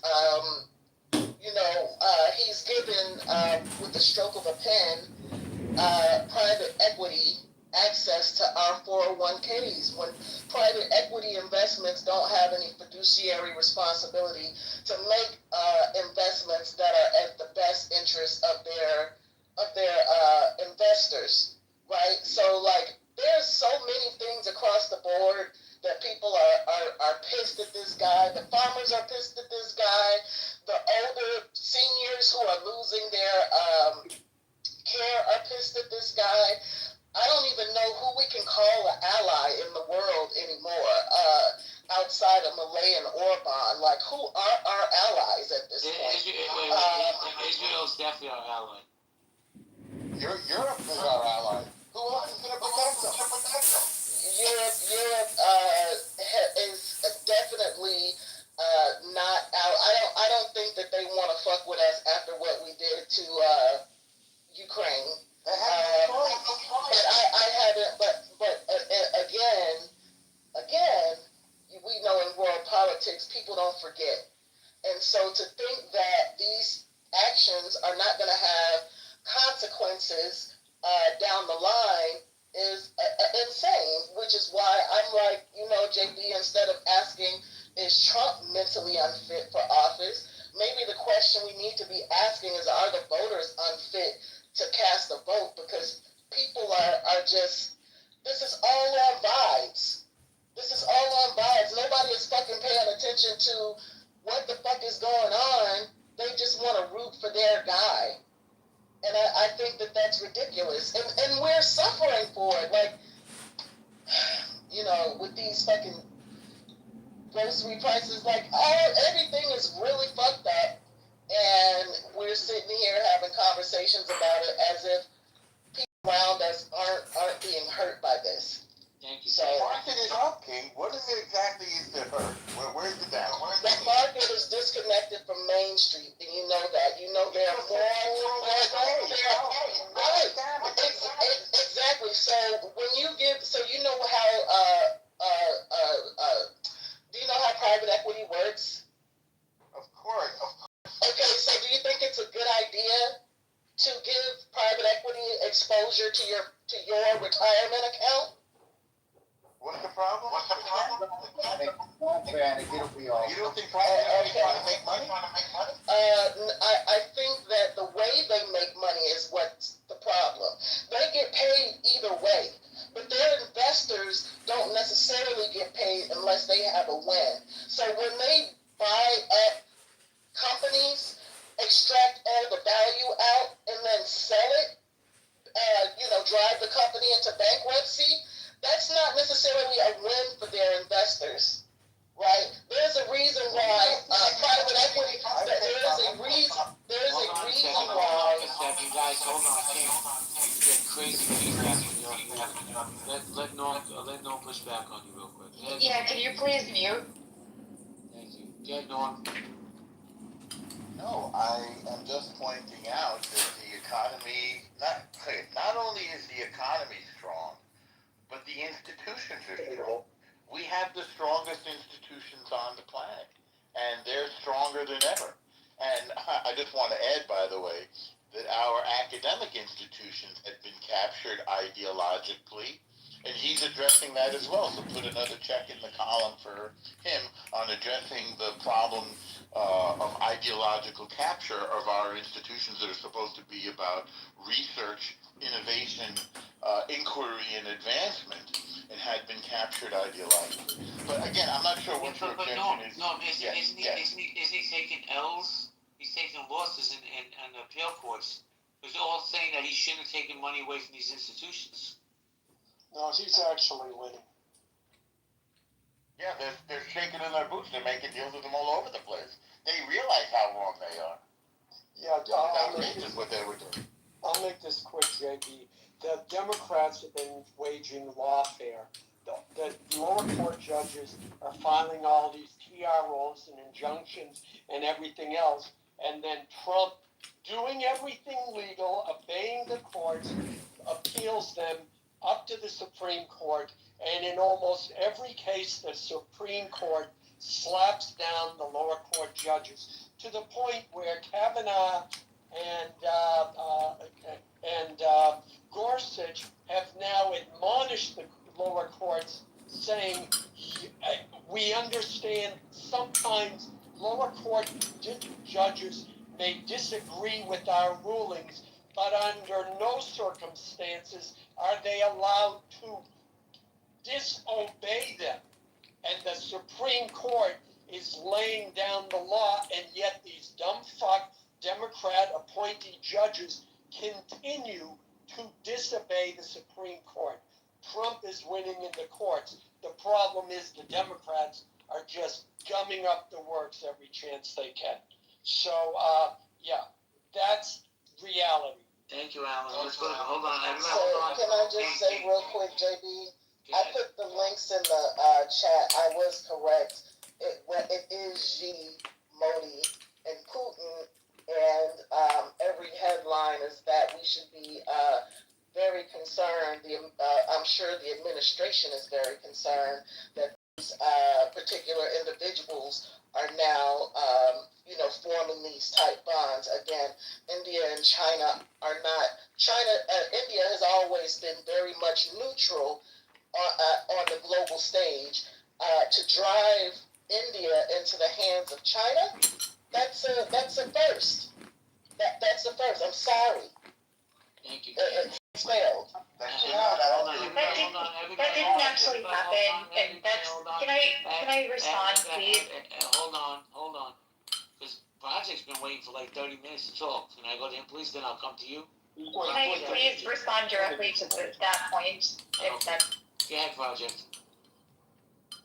Well, I was going to say Dismal's always correct, but Dismal left, so I would withdraw that statement. Look, while we have the Star Chamber and we're sort of solving all the world's problems, can we talk a little bit about Nancy Pelosi, right? Nancy Pelosi, who makes roughly $200,000 a year, has a gross worth of $400 million. I mean, really, she's outperforming all the hedge funds in the country.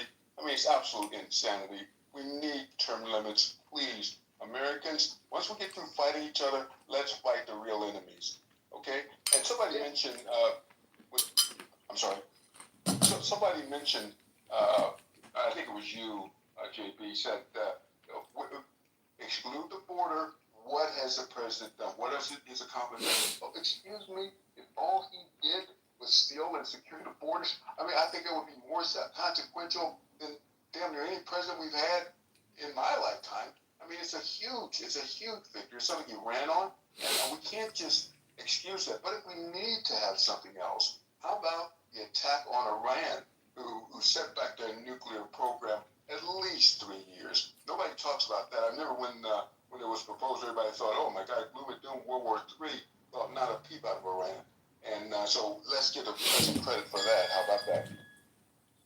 So you want to close the borders? Well, the entire interior of the country burns down with inflation, racial relations.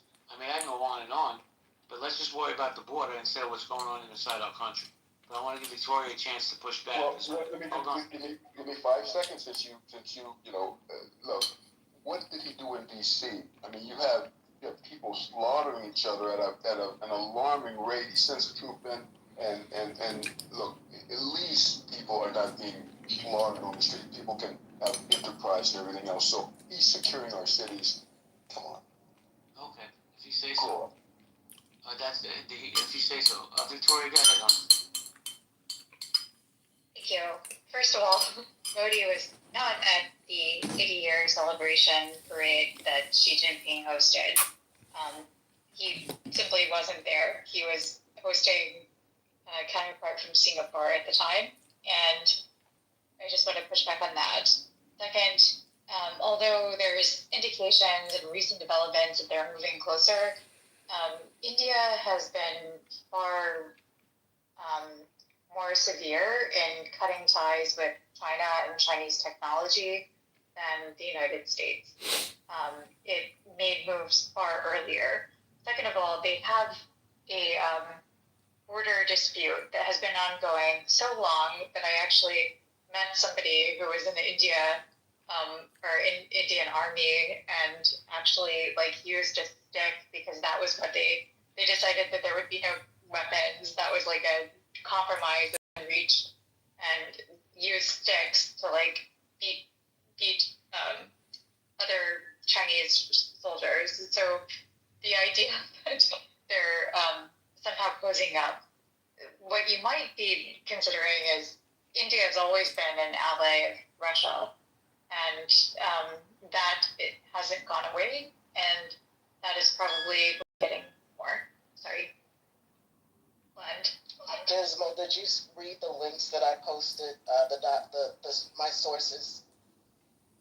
No, I didn't. King, what are you more worried about, the national debt or the fact that your investment portfolio is now accessible to private equity? I mean, the entire economy, 40% of the economy is all borrowed. Isn't it all connected? I mean, why should private equity get a bailout on my retirement? It's a bailout for all intents and purposes.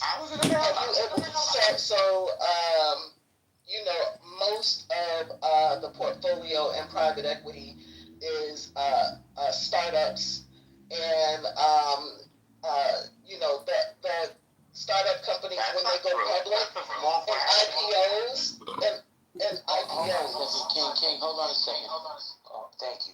I'm gonna go to my financial guru, Isiani. Isiani, how you doing, bro?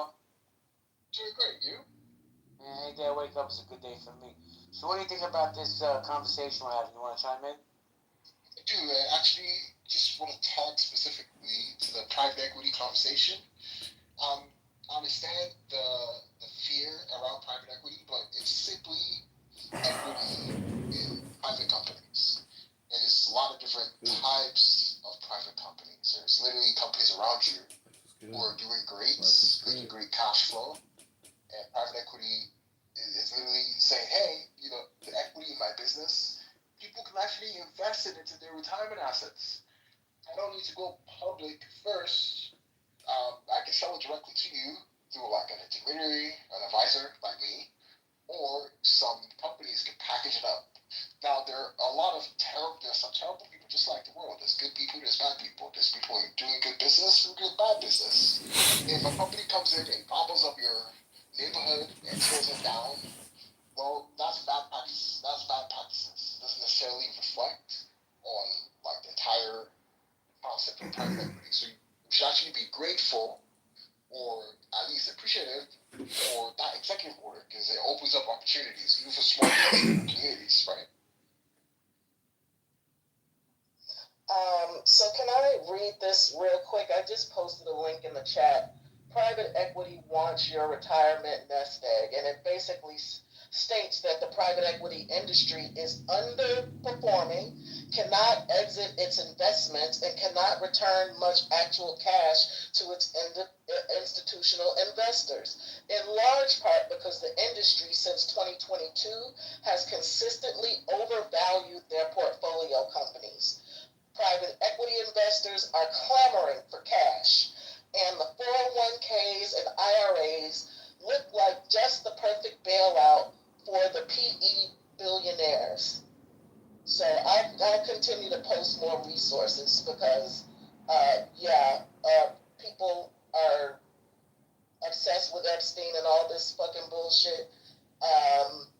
There's a lot other things going on that people need to be paying attention to that have real material impacts on their futures. All right, guys, go to popcorn style. Go ahead, Isiani. We don't have to allow other people's stories to impact, because it's the law, right? It's widespreading, right? Because some companies are failing, think local.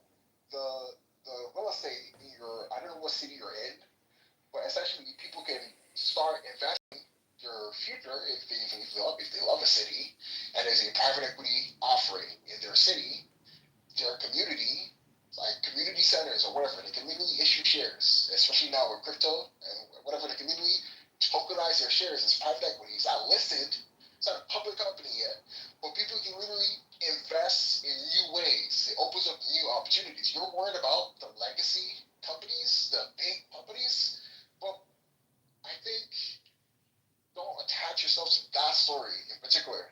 There's some bad actors, but this is America. Each state is different. Each company is different. It's just a matter of perspective, right? Well, I gotta be honest. I only speak for myself. No smoke with King, but I'm more interested in Epstein files. I want to know if our president's a pedophile. You already know that. You already know. Yeah, we know he is. Nobody knows that. This is not the first time. This is not the first time he's been accused. Stir in the pot. Stir in the pot. Basically admitted sexual assault before he was elected the first time. Y'all didn't give a fuck. No, he did not. Grab him by the pussy? Is that not a description of sexual assault? He said they like you. He didn't say he sound did it like without he He did have a civil trial. There were definitely lots of facts that were provided for voters to peruse if they wanted to. A lot of his voters decided that they didn't care. People A get civil trial in which celebrity. Yeah, that's not good. That's not good. So, in any case, JB, we all have priorities. I would love to be able to retire, and I've worked hard to accumulate, to save, and I don't appreciate the fact that this person, like, with no checks and balances, can just fuck over my shit. Wait, and just hold up really fast, because you left out part of that quote, Norm, because right before he says they let you do it, he says this: I just start kissing them. It's like a magnet. Just kiss. I don't even wait. And when you're a star, they let you do it. You can do anything. They let you. Wait. They let you. So no. He said again. Look at what's being said. It says I just start kissing them. It's like a magnet. Just kiss. I don't even wait. Meaning he salted there. And then Girls when I'm in the Miss Teen USA, let you do it. the girls in the Miss Teen USA pageant literally said he felt he was creepy, and it just felt very weird. And they were not comfortable. So the idea that they, quote unquote, let you or whatever, that's bullshit. We all know what creepy uncle looks like. We've all dealt with creepy uncle. If you don't like creepy uncle, don't go hang with creepy uncle. Hold on a second. Hold on. I really try with you, Victoria, but your mic is super loud tonight, and you just don't want to have any mic decorum. I don't know what's going on with you. You're more than welcome to come back up, but I run a one mic policy. Go ahead, Norm. I don't have anything. He said that they allowed him to do it. They let you is consent. That's number one. Number two, people get accused of things all the time. To assume that an accusation is a conviction or is indicative of guilt is really absurd. And I think it says more. Where's Bongino? Where's Bongino? I need somebody to check in with Bongino. Like, where the hell is he? Okay. Has he disappeared? Did he Why die? are you interrupting while changing the subject? Yeah. Because he was the one who was the loudest about his reservations of hiding what was discovered, and we haven't seen him since.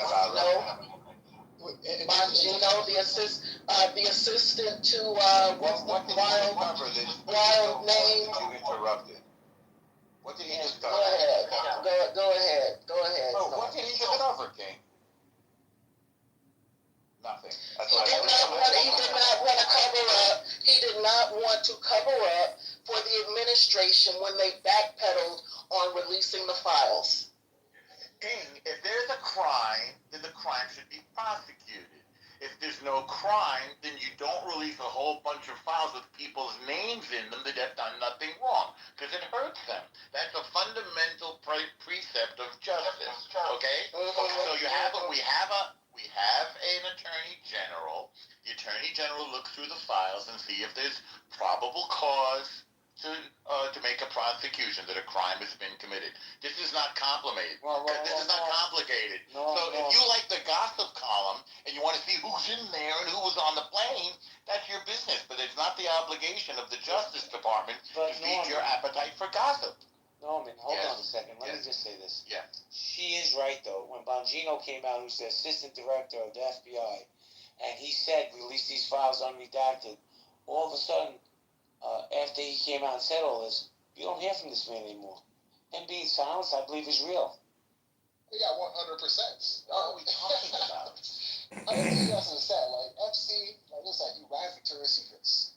So there's something here, is obviously, there's a lot of rich and powerful people involved, and then there's rich and powerful people involved, things get complicated.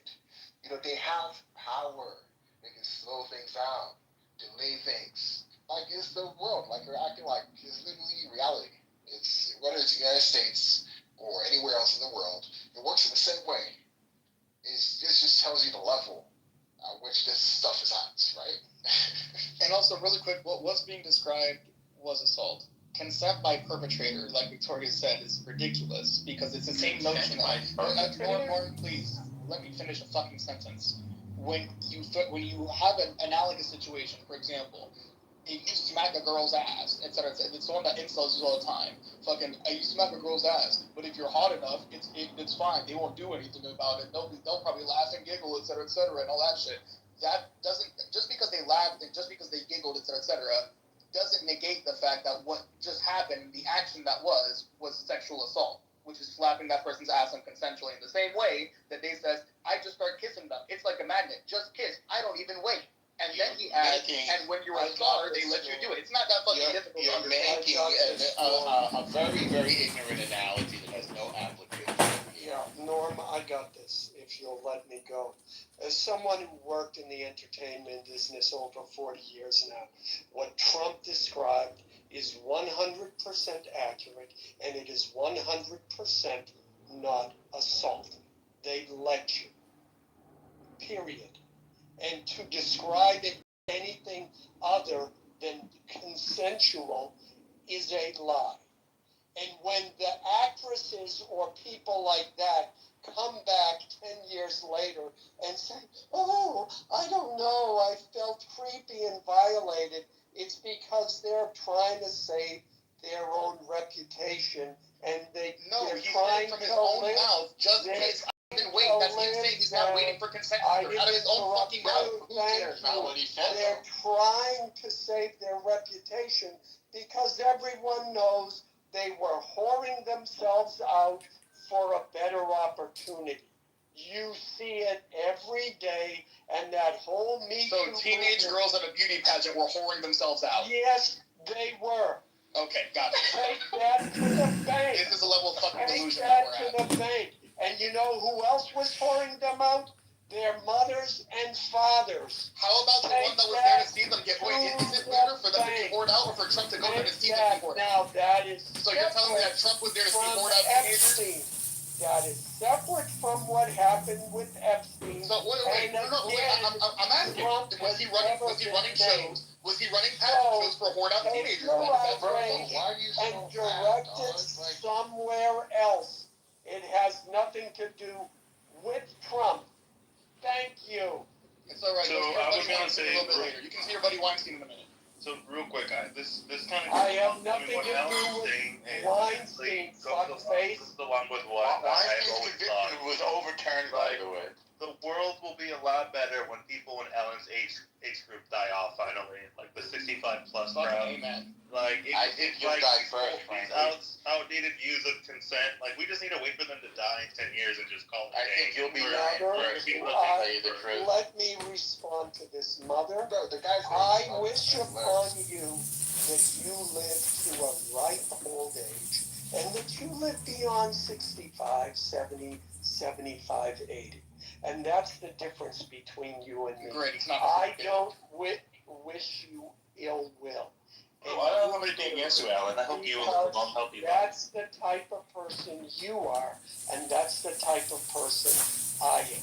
Don't take it personal, okay? I'm just talking about these old school mentalities where consent is questionable, where there's predatory behavior amongst elderly men. These are old school thought processes.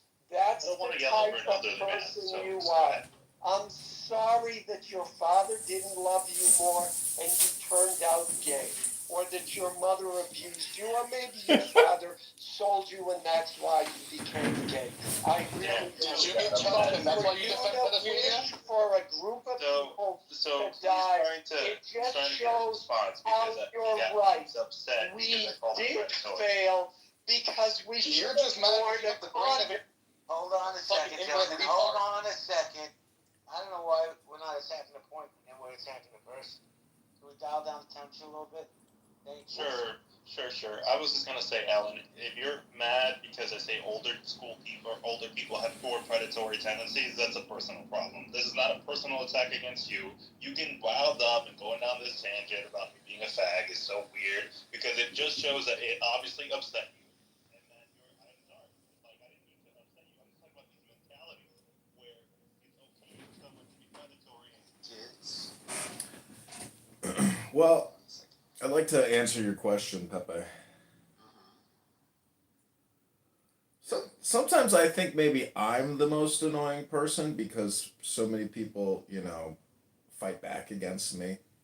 My accounts, I've had, over 30 accounts clipped. You've probably had equal number of accounts clipped, if not even more. I'm gonna submit that Slippers is probably one of the most annoying speakers on this app, but also because he takes that extra step to spend all his time trying to get your accounts clipped. So I would submit him as a top runner, maybe top 5. Let me think of some of the other top 4 for you, because I know you need some content. He spends all this time to get my accounts clipped. Well, he has spent an incredible amount of time getting my Instagrams clipped, my Clown House accounts clipped, and if you've ever heard him, go off, he's a pretty insanely toxic person.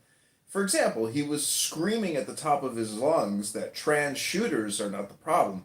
It's young white men. Yeah, it's young white men that are the problem. 80% of all shootings. And I said, post the receipt. Let's see the link to see that data. He posted a paywall. We finally get the real numbers. And guess what? It's only 50% of shooters who are white. And there's a lot more data than that they're suicidal, that they have a history of violence, and that their average median age is 34. So, there's just a lot of screamers on this app who want attention. They wear slippers. They think they slide around on the ground like their shit don't stink. But the truth is, they're the most annoying people on this app.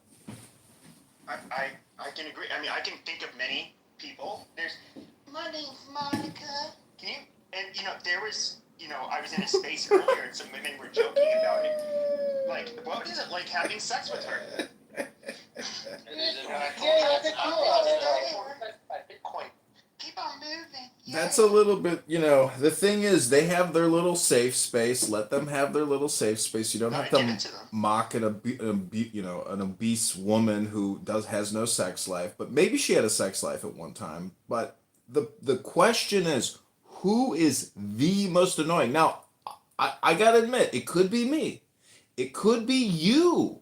But we don't know for sure because it's subjective. Well, okay, so like the other day, somebody was attacking me. He's like, you're using the N-word again. It's not cool. What N-word? Can you tell me what that word is? Monica came into the room. What is the N-word? What N-word do you use? She's like, S500. What is the N-word? What is the N-word you're talking about? The one with the hard R. The one with the hard R. No, you have to say it. I don't know what you're saying. What the fuck do you have the replays on?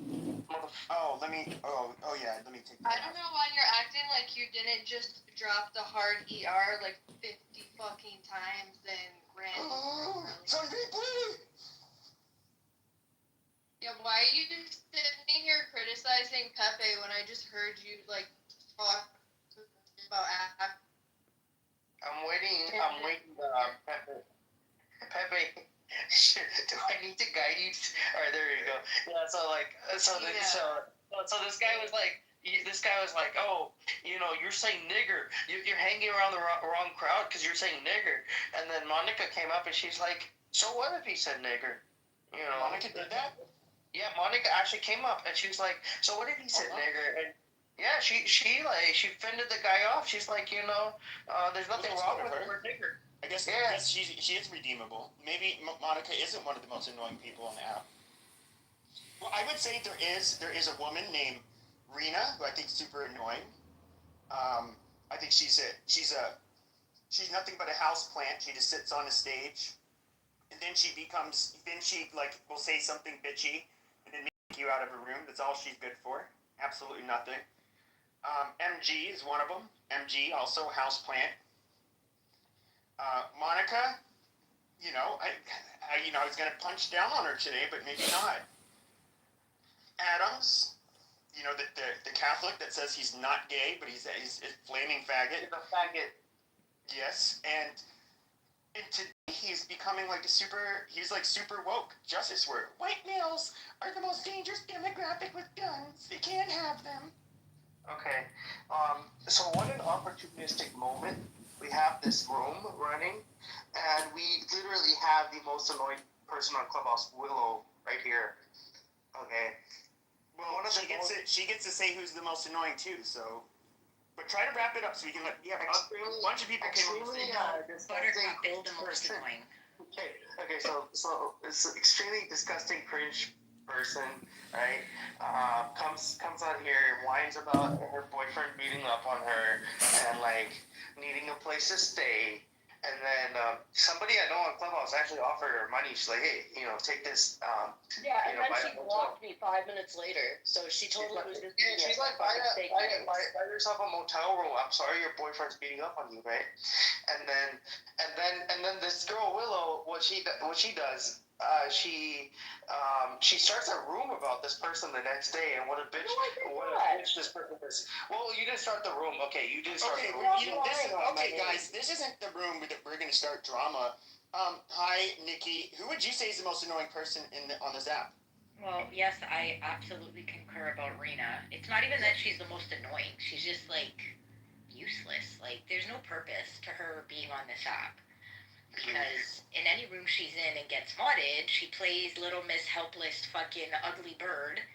And then you have other people that have to be Captain Save-A-Ho. And yeah. And then there's Buttercup. Buttercup is the new annoying. I shall break that fucking girl's neck. If any of y'all know Buttercup, oh, good lord. You just don't understand. We've all been lied to about Zionism. It's the Zionist narrative, which is a lie. You've been fooled, Nikki. We can't live with this. This is terrorism. We're the baddies. Amazing. Josh, I saw you were about to say something. Yeah, I was going to say, why don't you like Buttercup? Because she doesn't agree with your Jewish narrative? Your version of your Jewish narrative? No, because she's not intelligent. She cannot carry on a conversation. She cannot answer a straight question. I could go on. She seems to know the Torah and Tanakh. She seems to know the Torah and Tanakh much better than everyone in BB's room. It's not about that. She can't stay on fucking point. She can't answer questions. She starts crying about how everybody's ganging up on her. When she's a mod in rooms, I don't know why anybody mods her. She throws everybody down to the audience. She's fucked. She's fucked. She can have her views. Palestinians either. She only cares about herself. She can have her own views. Her views are her views. Herself in every room. Everybody's entitled to their own opinion, regardless of what my opinion is, whether we agree or don't agree. Everybody's entitled to their own opinion. She's an idiot. So, Yael, I am the most annoying on Clubhouse. Danny, I don't want to say anything. I don't think you're annoying. I just think maybe a little on the spectrum, but that makes you kind of charming in a way, so I don't consider you annoying. I think Shucky is one of the most annoying people on this app. Oh, come on. Shucky's got great content. Willow would be the one to say that. Willow would be the one to say that. Go ahead, Willow. See, there's different... This is my room. Like, holy shit. There's different So, types yeah, of Who do you annoying. think is the most annoying person on Clubhouse? Like personally or collectively? Because there are certain people whose voice just triggers me. I don't know what it is. Like I have ADHD, and some people's voices just make me want to like fucking blow my brains out. Put a name on. Who's somebody of that? The Ducati, trash bag, your friend. That like dry sarcasm thing makes me want to blow my fucking brains out. I can't handle it. But then I would also say there's a special category for the restricted and the Mikaels who never shut the fuck up and are just like, you're just like, what the fuck is wrong with this person? But there's a category for them too. Oh yeah, He's a very nice guy. He's in the room, but he's very cool. Like when you were not talking about like Israel and Palestine, he's actually kind of cool. I know, but I'm Jewish, so he can't talk to me about anything other than Israel or that. I don't know. He just looks at us. It's weird. So there's a category for those as well. I don't know. I just make shit up, and I don't know. I'm just inconsistent. I can't really engage in any discussion on an intellectual level, so I lose my cool and I start talking shit about everybody. I get it. Got it. Yeah, but then when you start acting like you take it up the ass, then it's a different level of annoying. Okay, hold on. That seems like a projection right there. Yeah, okay, I understand the Indians and the Zayos. The evil Zayos, they team up against the Muzzies, and we can't, I don't want this to be one of those cases. Why bring in the Indians? That's 500. Well, I'm Fijian, but yeah. Oh, Fijian. Never I was like, is that why you brought it up? I was like wondering if he's Indian. No, same shit. Wrong place. Literally same shit. Well, Mikhail, who do you think is the most annoying person on Clubhouse? Norm! Norm is the most annoying person to debate with. I actually cringe, not even because I'll necessarily disagree with them, but like you'll have I have to moderate him, and it's just like, I'll try to mute, I'm like, Norm, I'll let you speak after him, Norm, and then he gets on. I think it's kind of masochistic, though, to engage with people that you find so irritating. Like, at some point, you have to look at yourself and be like, the fuck is wrong with me? Because I had to do this, too, because I was like, why am I talking to these people that I find so unlikable? And then I was like, there's something wrong with me. It's not them. It's No, it's if you find it entertaining. It's not entertaining. No, yeah, Al, I heard you, I think I heard you say I'm one of those weird people, too, that would, watching, people popping pimples and shit. And for me, it's like, I have, OCD and ADHD. Maybe it has something to do with it, but I think it's super cool to watch. And it's like, oh, my God, it looks, I don't know what it is. Ew. I know. Why? That's what my ex would say. She'd be like, oh my God, that's disgusting. Why would you watch this? And it's... I would propose one person, John Kitover, because he records and live streams. That, I think, is the most annoying aspect, because he will go into rooms that are not dedicated to replays, and so he is pushing the Rooms aren't dedicated to replays, Dismal. his own state. Let her finish.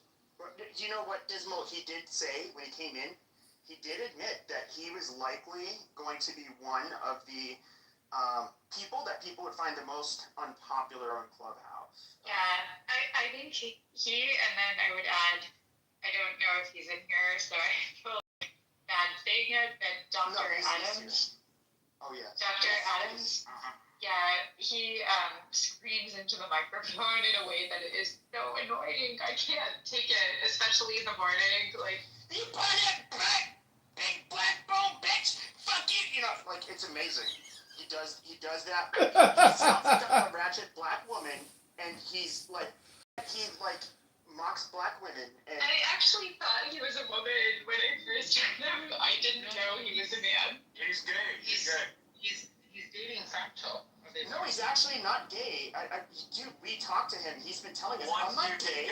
Once you take it, yes, you've always taken it. Yeah, but his whole thing now is that, apparently he's not gay. We're like, oh, how cute, Adam, okay. Exactly. But he would, but he's like, no, I'm a Catholic. I'm straight now. It's like, what is it? Bullshit. He's an embarrassment. I like him. for who he These are was. really the only two. I think everyone else I've been able to manage or tolerate. I don't. Yeah. I think everyone else, like, I can actually, like, see them in other rooms and I can, like, find, like, good parts of them. Even if I don't, like, agree with them, I'm still able to, like, speak good. Victoria Pollock. What about that girl that's always saying, "Yeah, Dad"? Oh yeah, oh yeah, oh yeah, oh yeah. Big one, big one, big one, big one, big one, big one, big one, bitch. Yeah, what is her deal? Why does she? Big Lot, yeah. Why does she do that? I don't understand it. She's goofy. She's been doing that for 3 years. I know. That's why I'm like, dude, I get it. If you Oh, did that for like yeah. a few days. That's Hey, why. Mojo, why are you pointing the onion? Big one, big one, big one, big one, big one, big one, big one, bitch. Free Tory. Okay, all right. Thank you, John. Welcome to Canada, bitches. She really is super annoying. So She I will could say win a prize. Monica was somebody I was gonna say, and this is kind of why I make fun of her, is that she's like, guys, let's talk about BLM. And let's talk about blacks and how these niggers, blacks, they commit crimes and they feel like it's because they're owed reparations. But they're not really owed reparations. These baboons, people, they just don't know how to behave. They weren't raised right. She's like the most, she blurs the line so much between a fucking white supremacist and somebody who just brings up these stupid PragerU and Jordan B. Peterson videos. And to me, I always thought it was super funny. It's like, dude, just come around the fence with it, bitch. Just say it how you mean it. Let's admit that the reason why it's so annoying is because it's such a waste of your time to even listen to it. It makes it extra annoying. You're a waste of time. You come up on every stage pretty much, start fucking yapping in the You're projecting! Right. You're projecting! The most nail-cringing sound you could ever possibly conceive of. This guy will start blurting if you're in a room and just out loud. But he doesn't drop him to the stage. Good luck. If he's not on, isn't paying attention, good luck. You're done. The room is done. Mikhail, he did admit to this, and he's somebody that I would have to drop. I don't think I've ever had a stage where I didn't drop him at least why once. is a 50-year-old man continuously doing this childish, behavior? You sound like you have a horn on your nose, sir. Go get a rhinoplasty so you can sound normal, Mikhail. Again, you can't respond to the point. I have to say, I've seen pictures of Mikhail, and my nose is probably a little bit bigger than yours. John Kitover, and I'm not even a Jew, and so. I'm probably better looking. Yeah, but I think Mikhail has a smaller nose than both of us. Just saying. It's not about the size of the nose, it's about the brain. How intelligent are you? Amazing. Anytime, any day, bro. I've said this to you many times. Mikhail, you're in so many of my YouTube videos debating Norm non-stop. You're stupid. You're a waste of time. You're just as bad as Norm. Okay. Yeah, nope. You sand roosters are not going to destroy my fucking room over your tribal Middle Eastern bullshit. You're giving him a compliment. Nobody's got to destroy your room. You're going to get clipped in 5 minutes. You'll have to spend 20 minutes creating a new account. It does not matter what these people are. This is America. It's not our problem. In fact, I get it. It's not about that. I'm saying in general, in any discussion, if you think here's Pepe, there's some mods here. I'm sure they don't really. They're not on my side. And I'm pretty sure they can run an objective room. But this guy won't do it. He doesn't do it. No, Mikhail, I'll be honest with you. So if I had to choose between Willow and Mikhail on who to commit jihad on, I would commit jihad on Willow. I wouldn't commit jihad on Mikhail if I had to choose between the two. Okay, that's how I know. Bro, you would be, look, honestly, fuck you, motherfucker. Fuck your country. I hope George Bush drops more bombs over your head. George Bush is not even. America's my country. And just because you have a personal grudge against me doesn't mean that I'm the most annoying. I was also just before, the idea of just I'm gonna drop bombs in your head, that's kind of bullshit. Yeah, quite frankly, I don't want to turn this into it. You know what? There is every given day, there are white Jews Muslim that are. You know what is the most annoying? Are you is this your? This is me trying to be annoying. Yes. You're campaigning to be the most annoying. Great. Sure. And so that is what we hear all day. So sad that you aren't in the whole poll that you put on. Is that what is happening here? Wait, is there a poll? I didn't do a poll. The reason you're There's a poll. The reason you're always listening to shit is because your whole white America got hijacked by a bunch of Jews. That's what it is. And they still continue to, anytime you try to have a conversation, they're going to pop up on stage. And they're going to LARP, and they're going to pretend like they got all these white badges. But in reality, once that room's over, they'll go, we're Jews, we're Zionists, fuck these guys, death to Edom, death to the West, death to whites. All right, Well, Mikhail. I'd say one of the, what the two groups that were the first two I encountered on Clubhouse were right-wing Clubhouse, which was kind of going through they were fighting a lot at that point, and then it was the Jews, which were also split in half because they hated each other, and then was kind of where a lot of them were from.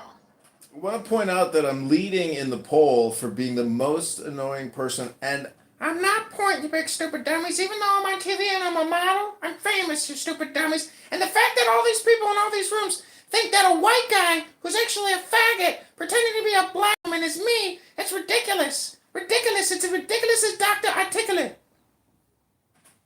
Dr. Articulate point. So, you know what? Dr. Articulate and maybe Concrete are the two most annoying black men on this app. I can just say that. Dr. Articulate. No, he's a shit stirrer. That's all he is. You're talking about Point, right? No, I'm talking about Dr. Articulate. No, you big stupid dummy. We're talking about Dr. Articulate, not Point. You big stupid dummy. Okay, Mojo. Responsible, Dr. Responsible. So Dr. Articulate is somebody who will go up on your stage and he gets kicked. It doesn't matter if it's pro-black, left-wing, right-wing. Doesn't matter. He likes to go up, be antagonist, or often an antagonist, and he basically he'll center himself. He just nonstop. He's a super annoying fucking troll, and he's not even entertaining.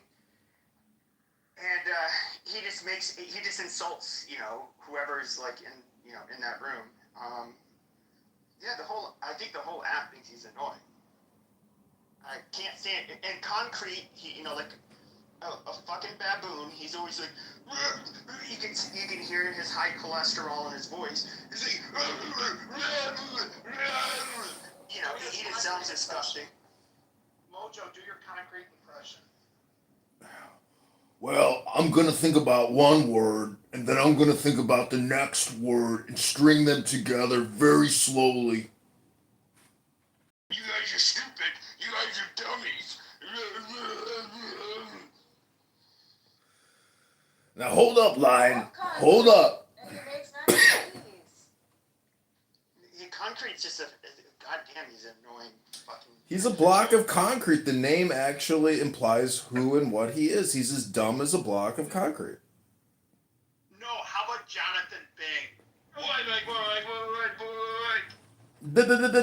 right, everybody, welcome. This is the Jonathan Bing Show. We are live with Nothing to Pega. We are on Chatter Live. This is the Nothing to Pega and the Jonathan Bing Show.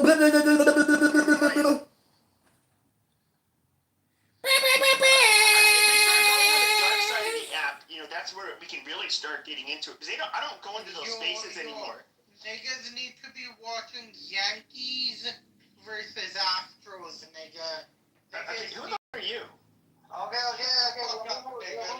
Like Jesus Christ, why is this fucking Curry shitting Khajiit coming on this stage and just nigga. Dude, seriously? Your people are still dying of cholera. Your people are still, do we have to look at Indian street food? And you guys are some of the most perverted, just dysgenic looking fucking people with the most fucked up accents. And you're just, I just want to puke looking at you people. So dude, We also have my friend here. Oh, did he leave? Hold on. I don't know. Jesus Christ, it's not your room. Right. I know it's not my room. John, But I'm I'm one of the trying not to kick you off the stage. Acting like you're running the I'm one of the most annoying people. I'm in the survey. Your voice is very annoying. Okay, hold on a second. Hand raising. Okay, everybody can raise their hand. So now I can kick people off stages because this is getting really fucking annoying. Holy goddamn shit. But I mean, if we look at like the dark side of the app, I would say there's like people. Mon's in here. She probably doesn't want me to say the names, but people that I would say are super annoying. Some of them may live in Cleveland and be living under Section 8. No. automatically BHI is annoying and cringe as fuck. That's an automatic. Who lives in Cleveland? Who lives in Cleveland? Nobody. Jazzy is annoying as fuck. She's very annoying. Jazzy, okay. Jazzy's annoying. I mean, I have pictures of her that have been forwarded to me. I have lots of laughs to be had. She's a chocolate bun. Overstuffed one. Yo, the guy that Jazzy used to hook up with on Facebook were fat as fuck. Like, she showed Who us. else would fuck that bitch? Not too much on Jazzy now. Guys, take it slow. Yeah, I just got done watching my PragerU video. I'm so turned on. Yeah. Somebody kick Pepe. Dig into. Okay. All right. I was trying. He's an idiot. Amazing. I mean, how long can you hear to that pitch before you just lose your Right? I was watching a PragerU video. I'm so turned on. Yeah, that's right, Brad. Keep on drilling me. Yeah, drill me like that nigger boy. Oh, I like that. Yeah. Maybe that's Mon. Why don't you try to move it around a little bit more? Yeah. Huh? I mean, it's probably Monica having sex. Like I figured that's what she sounds like. Monica. So Jazzy is definitely more annoying than Willow, but Willow is way more disgusting than Jazzy. That's, I think we need a whole new category for disgust. Well, I mean, there's a lot of it. There's MG. Like, let's look at MG. I mean, let's look at this whore. I mean, she's also a houseplant, kind of like Rena. She says nothing of substance, but I have the clip. She likes to call black women darky slaves. Darky slaves. Yeah, but I have the clip. Ethiopian. But hold on. She's not European. She's like Ethiopian. She's like, oh my God, we're the prettiest. No, you're not. You guys are still five-headed, disgusting-looking creatures. I'm just being honest with you guys. Like, diseased people. I mean, fuck. I've never seen a buff like Somal or Ethiopian. I've never seen like an Ethiopian with a shapely body. They just look gross. Why? Now you haven't seen a lot of Ethiopians, though. I have, unfortunately. I mean, sure, in America they might get fat. Not like they don't fill out like You West barely Africans. met in America. But no, Ethiopians are pretty. They're pretty big, man. They can be pretty tall. They're not talking about being diverse in tall. the forehead. They're not saying diverse in the five head. So, yeah, I don't know, but like all she does is just like cheerlead from the sidelines, and she has like 6, 7, 8, fucking filters on her pictures, and to make herself look. What's really weird is she tries to make herself look way whiter than she actually is. I know what she looks like. Yeah, there's no diversity. And there's people that like. There's people. Episode where he got shot and was brought to the hospital. I can't remember the actor's name, but no, Kevin Spacey was not. People, and I was like, I haven't seen Wata in a while. Well, here I am, brother. Well, there he is in the flesh. Live and direct. Live on a phone. There you go. All right, Jay and Mojo, you got 5 seconds to get up here. You got 5 seconds to get up here. I'm gonna kick you.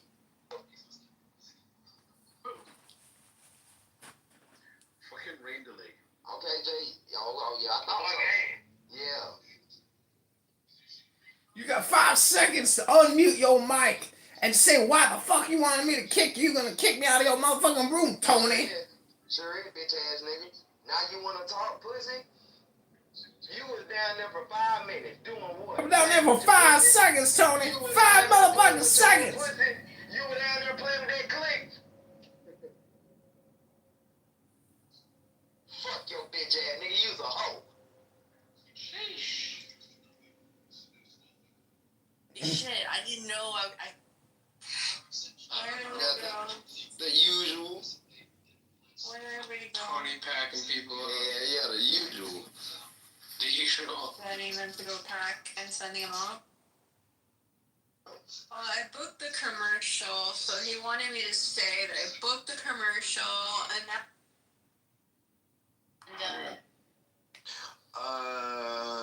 Hour and 30 minutes. Yeah, one of my good friends that I grew up with lived in Athens. He's a musician, and It's a college town. he lived in the house that the B-52s lived in. Oh, that's cool. They have they put a sidewalk in, and they all put their handprints in the sidewalk, and he lived in their house, and he's a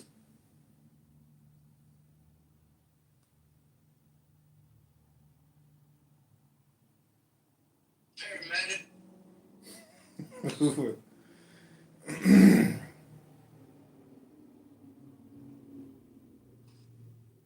God made me Indian, I'll fucking kill myself. I get reparations. You don't get reparations. That is from what? From who? I get reparations. You don't get any. From the U.S. government? That's right. Okay, name it. It's coming up. You didn't hear I thought you said you're. I thought you. Wait. You just said you got reparations. I'm getting reparations. Okay, so that's that Indian IQ on standby. There we go. I can tell, bro. Shut the fuck up, bro. When are you getting reparations? There's no way. Yo, Alibaba, shut the fuck up. I'm talking to someone, bro. Shut the fuck up. Foundational black. Foundational black American bitch. You know what time it is. Yeah, you know what fuck time it is. Yeah, okay, cool. It's never happening. I don't give a fuck. I make something for bitch. Like what? Yeah, the fuck? So now that you... If you want to. Well, I'm just saying, according to every major medical association,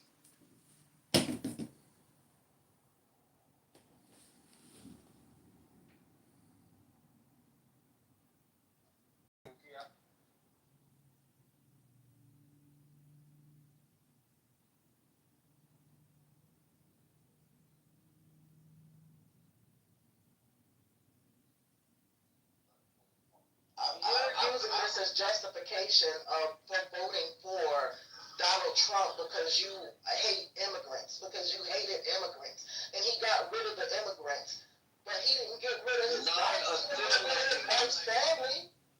What the fuck? Like, there's all this contradictions. I understand. I'm saying, King, I get it. But what I'm saying is, they are not coming here and trying to make me speak their language. They're not doing like that. I worked in the polling booth. I don't see white folks who parents came from Germany or Europe coming in my polling booth and demanding that because you probably live in segregated areas. Because that literally happened to me.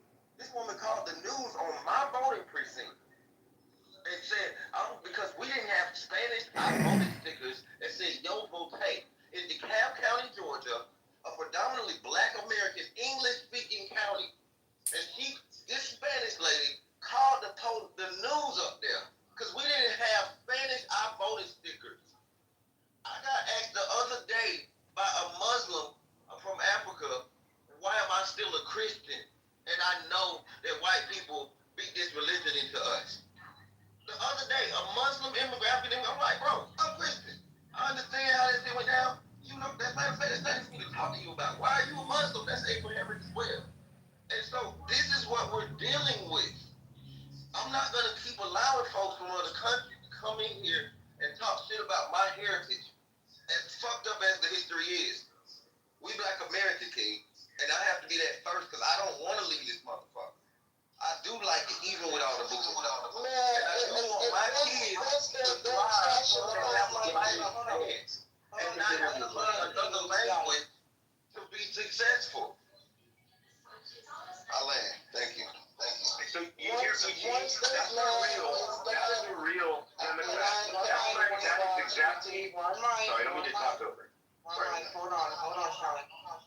King wanted to respond first, and then Sean, you got it, and then Project. Go ahead, King.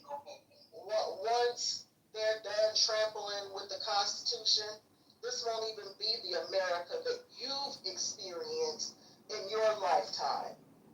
Okay? So we have to understand what America is and what it would be without the goddamn Constitution and the Bill of Rights and checks and balances and all of those safety measures that protected us from dictators and fucking tyrants. Presidents don't rule by edict. Hey, if you want to fundamentally change this country into a monarchy because you don't like people who want shit in their language, who are multilingual, God bless them. I'm very envious. I wish I spoke more than one language. It would just increase my value, period, as a worker, as an entrepreneur, all of those things, because guess what? This is a global economy, and it will always be. But if you guys want to drown yourselves because somebody else is speaking Spanish or needs interpreters, and want to, be ruled under one man by a pen, by edict, then it's right now you have the right. Right now you do. But if one state shoot enough holes in the Constitution, you will feel it and you will not. King, are you seriously suggesting that the Constitution is being adhered to? It's trampled. It barely exists. John, let her land, John. King, did you land? Yeah, I'll just mention that, again, people need to pay attention. The federal courts have said explicitly that the things that he's doing is unconstitutional. And I'll just leave it at that.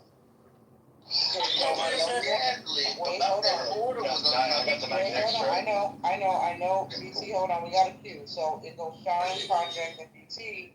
But I think John wants to get in there. So hold on, we're going to go Sean first and then Project. Go ahead, Sean. So I'm going to keep mine quick. The example I was trying to make earlier is that you heard what BT said, right? He's a Democratic voter. And he said, and he's voting for what the better choice is. And I'm not saying the better choice is best, maybe not good at all, but it's choosing one over the other. Surprisingly enough, you might not know, but I was a straight ticket Democratic voter since '96 when I was able to vote for Bill Clinton when I was 18 years old. And I voted straight ticket Democrat, vote all the way up to Trump's first election, second and third. The reason for that? Because I was tired of the Democratic Party promising things, and instead they put the money in their own pocketbooks, and that's what they were doing. They were not being transparent. They would say things that sounded great. I love everything the Democratic Party has to say and stand for. And if they stand for what they say, I'll go back to Democrat all day long. But so I'm just trying to explain, we need to find middle ground as Americans, because what I was frustrated with was just hearing such an extreme side. And you know what? You have the extreme MAGA, you have the extreme left MAGAs. I mean, whatever you want to call that, leftists, liberals, whatever you want to call that. There's the extremes on both sides, and we need to find our middle ground again. And I really appreciated what BT said, because I literally agree with everything BT was saying. And he's a Democrat. And currently I'm registered. I changed my registration to Republican, 9 years ago now. So, I just wanted to share that. That was kind of the point I was trying to make earlier. I apologize for raising my voice and didn't mean any offense. I just trying to make a point that I just wish people could. This is why we have conversations here, and I appreciate the stage, and thank you, everyone. I appreciate you all. Thank you. Hey, Scott, real quick, bro. Question. I hear what you said about Democrats having their own self-interest, and now you've, reformed and changed your registration to Republican. Listen, as you know, I've been a registered Republican, since I started to vote. So, first time I voted in 84. I've been registered. Now, I'm not loyal to any party. I vote my conscience. I voted for Democrats. I voted for Republicans. I voted for independents. I never voted party line. Anywho, my point is, really more of a question. So,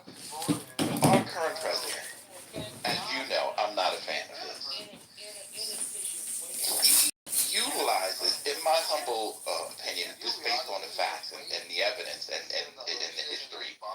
He uses the office of the presidency of the United States to perpetuate his own selfish, his own self-business interests. He goes on foreign trips representing the country and goes to his golf resorts, to his places of business. That is such a violation of the Constitution, of the Emoluments Clause, that it's really quite sad that more people don't raise that as an issue. If you're the president, you're elected, fine. How are you going to be the president of the United States and hawking tchotchkes? He's selling watches. He's selling all kinds of paraphernalia. While he's the president, he's promoting his business interests. That is really a sad state of affairs for me. And I don't see how you can say that it's okay for the president to run the country and to promote his own business interests while in office. I mean, up to now, if that people separate their personal business from the presidency, and it seems as though all those norms are gone out of the window. Okay, well, let me push back real quick, and I promise I'll keep it less than 30 seconds. I think the same thing can be said about lots of other presidents, including the most recent past President Joe Biden.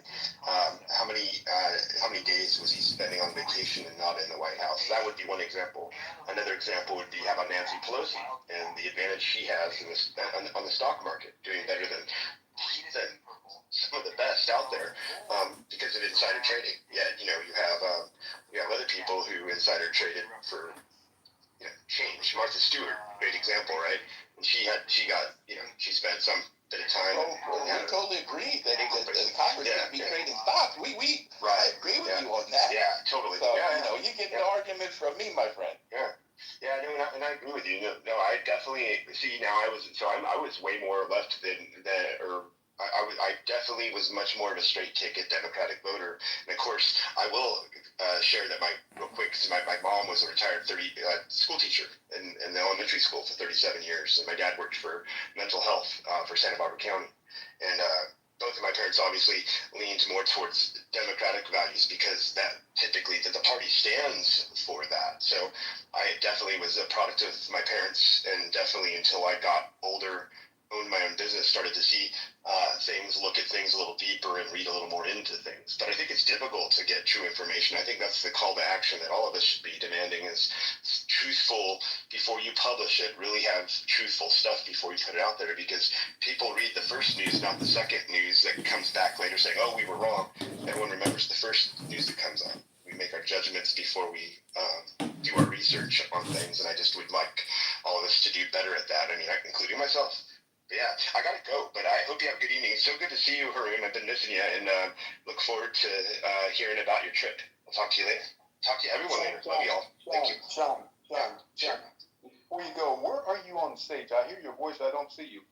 Which one are you? Right next to you on stage. What? I see. Oh no, now I'm diagonal. Yeah. He's right beside you, to your right. Yeah. Which one? I don't see. I look like something. Yeah, it looks like something from a color commercial from the 90s. Look to your right. Literally. Take your picture and look beside you. Leave the room and come back. I don't think you're here. I don't see you. But anyway, I agree with that. It was so refreshing to hear you and BT speak, because it's so refreshing to hear this. I mean, you guys get it. You get it. And when BT talks about, imagine the hubris, right? Me being in Mexico and demanding a sticker to vote in the Mexican election that says I voted. I mean, it's unheard of. Nobody does this with the United States. And King, I mean, I love you. I think you're a terrific lady. But for you to suggest that we don't have a right to secure our borders, I mean, who the hell, what country believes that? Well, of course we have a right. We have an absolute right. In fact, we have an obligation to do it, right? We need to know who's coming in here. It's just absurd for anyone to suggest at any level that we should just allow people just to walk across our borders. We just can't do it. And this president is putting an end to it. Not only that, the people that shouldn't be here, many of them, you can't get rid of all of them, but he's getting rid of as many as he can. And you know something? People who did it the right way, they applaud this action. They love to see it because they fled tyranny. They fled despotism to come to this great country. And they don't want that nonsense to follow them. So they agree with us. They agreed with you until they started snatching their kids out from school. True. So we're not simple thinkers. And I never said anything about open borders. I never said that. You alluded to it. No, I'm saying that hate. What I know is that hate is a powerful motivator. Hate for other people. What you said, with all due respect, King, what you said was there are people who in this country who are illegal and they have children, and you went on and on and on talking about how we should accept that. That's alluding to the I never said that. I'm sorry. You said almost exactly that. Well, let me interrupt. I'd like to get put in the queue, moderators. Go ahead, John. Yeah, this is something I saw on X. It says, a country run by banks will always be in debt. Healthcare run by big pharma will never cure disease. A state run by war will never know peace. A nation run by media will never know the truth. Well, that last part is so true. A nation run by media will never know the truth. Who was that? MJ? Go ahead, MJ. 1 second. But yeah, listen, the immigration thing, this country's not going to survive without immigrants. At all. It's going to go down the fucking tubes. Economically, never going to happen. And people who study economics know this. So the thing is, people want to find a real solution, a real process that actually works. You can't control, the United States cannot control its borders. If the United States can control the borders, we wouldn't have a drug problem, right? But we have a failing drug war that's been failing for the past 70, almost 100 years, man. Let's keep it real. So, in this situation, you have no control over the territory that you call a border. You're going to have a process by which people who get over, right, are going to, find a way to integrate into society because you're not going to be able to deport them all. You have to have a level of common sense when making these decisions and making these policies. And this is why they win you over on silly policy that they'll never be able to implement. They'll never be able to deport all of these illegals. They'll never do it. 4 years, 8 years, 12 years. It'll never fucking happen. I guarantee it. So, do you really want a solution to the process problem? Or do you want to, let them leverage this issue for rhetoric forever, never solve it, and we just ping-pong between people selling us dreams? That's the real question. As a dear friend of mine used to say years ago, said there's a bunch of dream sellers, as you put it. They're selling the dream of eliminating illegal, unauthorized entry and illegal immigration. Listen, any sane person would say, of course, the borders need to be secure. Of course, we need to interdict drugs and stop drugs, from porous borders. That goes without saying, and we'll say it, just to be clear. And at the same time, there is a process for legal immigration, and it needs to be revised. And we do have laws that say people have a right to present themselves at the border and to seek asylum. And then there's a process to make a determination whether or not their claim is valid or invalid. But to shut down the whole process, I think, it doesn't serve, in my humble view, the best interest of this country. It's not a solution. Because we are a nation of immigrants. It's not That's a non-solution.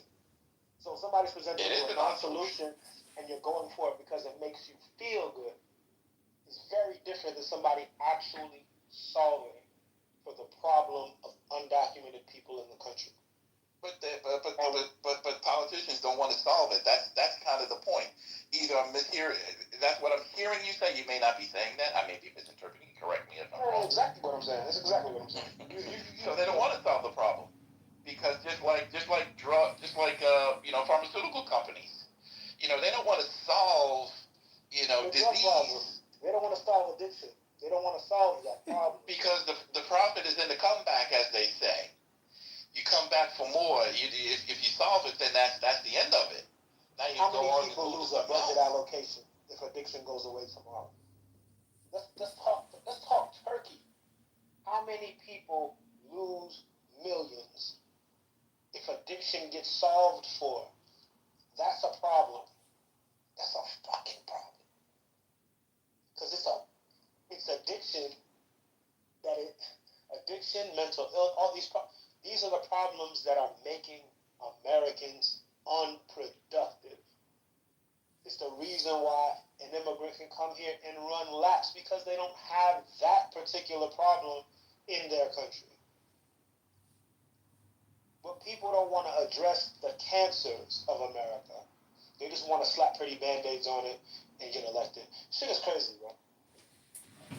It's professional can kicking. The country is literally completely broke at $37 trillion, but we're not insolvent because of the Federal Reserve. We're the world currency, but, it's immoral what we're doing. It's unethical. It's not a fair bargain for the citizens. And it's your congresspeople, it's your congressperson and your senator, which continually passes acts in the $1 to $2 trillion range, creates plandemics, scandemics, and lies to you through their fucking teeth and screams about it. Senator Warren, Senator Sanders, Warnock, they're all fucking degenerate, scum-sucking pieces of shit, and they keep getting elected, and it's unfucking believable. It's we the people that are the stupid people in this game. It's all these winners in Congress and the Senate that have $30 million in their campaign checking accounts that are literally beating you over the head with spam, propaganda, and lies. Thank you, John. Double Agent, I saw you coming off the mic. Were you trying to say something?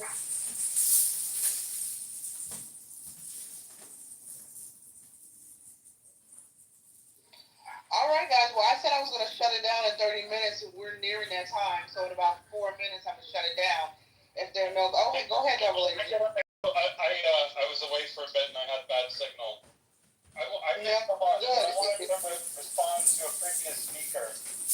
When I hear people talk about, the immigration system just can't be fixed, so we have to just capitulate to people who criminally entered the country or overstayed their visas or what have you.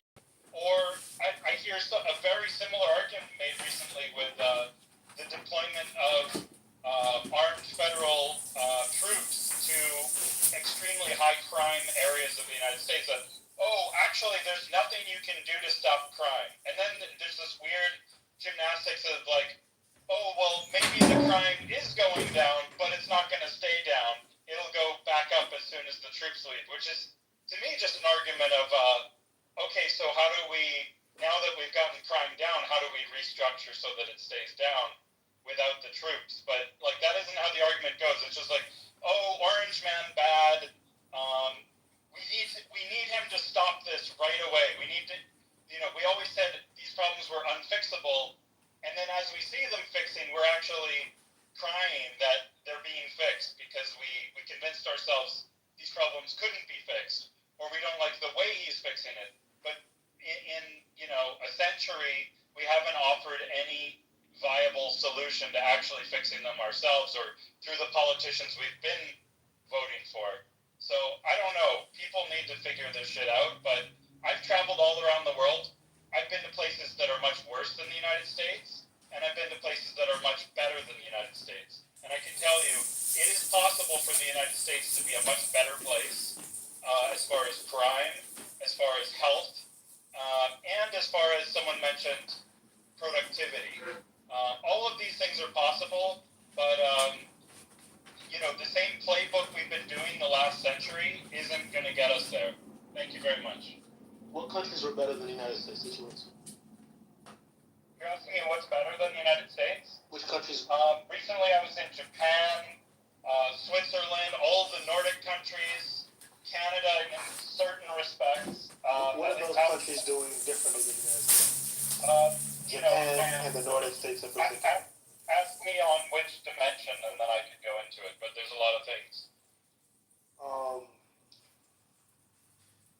Wow, which dimension? What did you notice that was better? Let's start there. What did you notice that was just so much better than the United States? Well, for instance, when I was in Japan recently, not only are things incredibly clean everywhere, but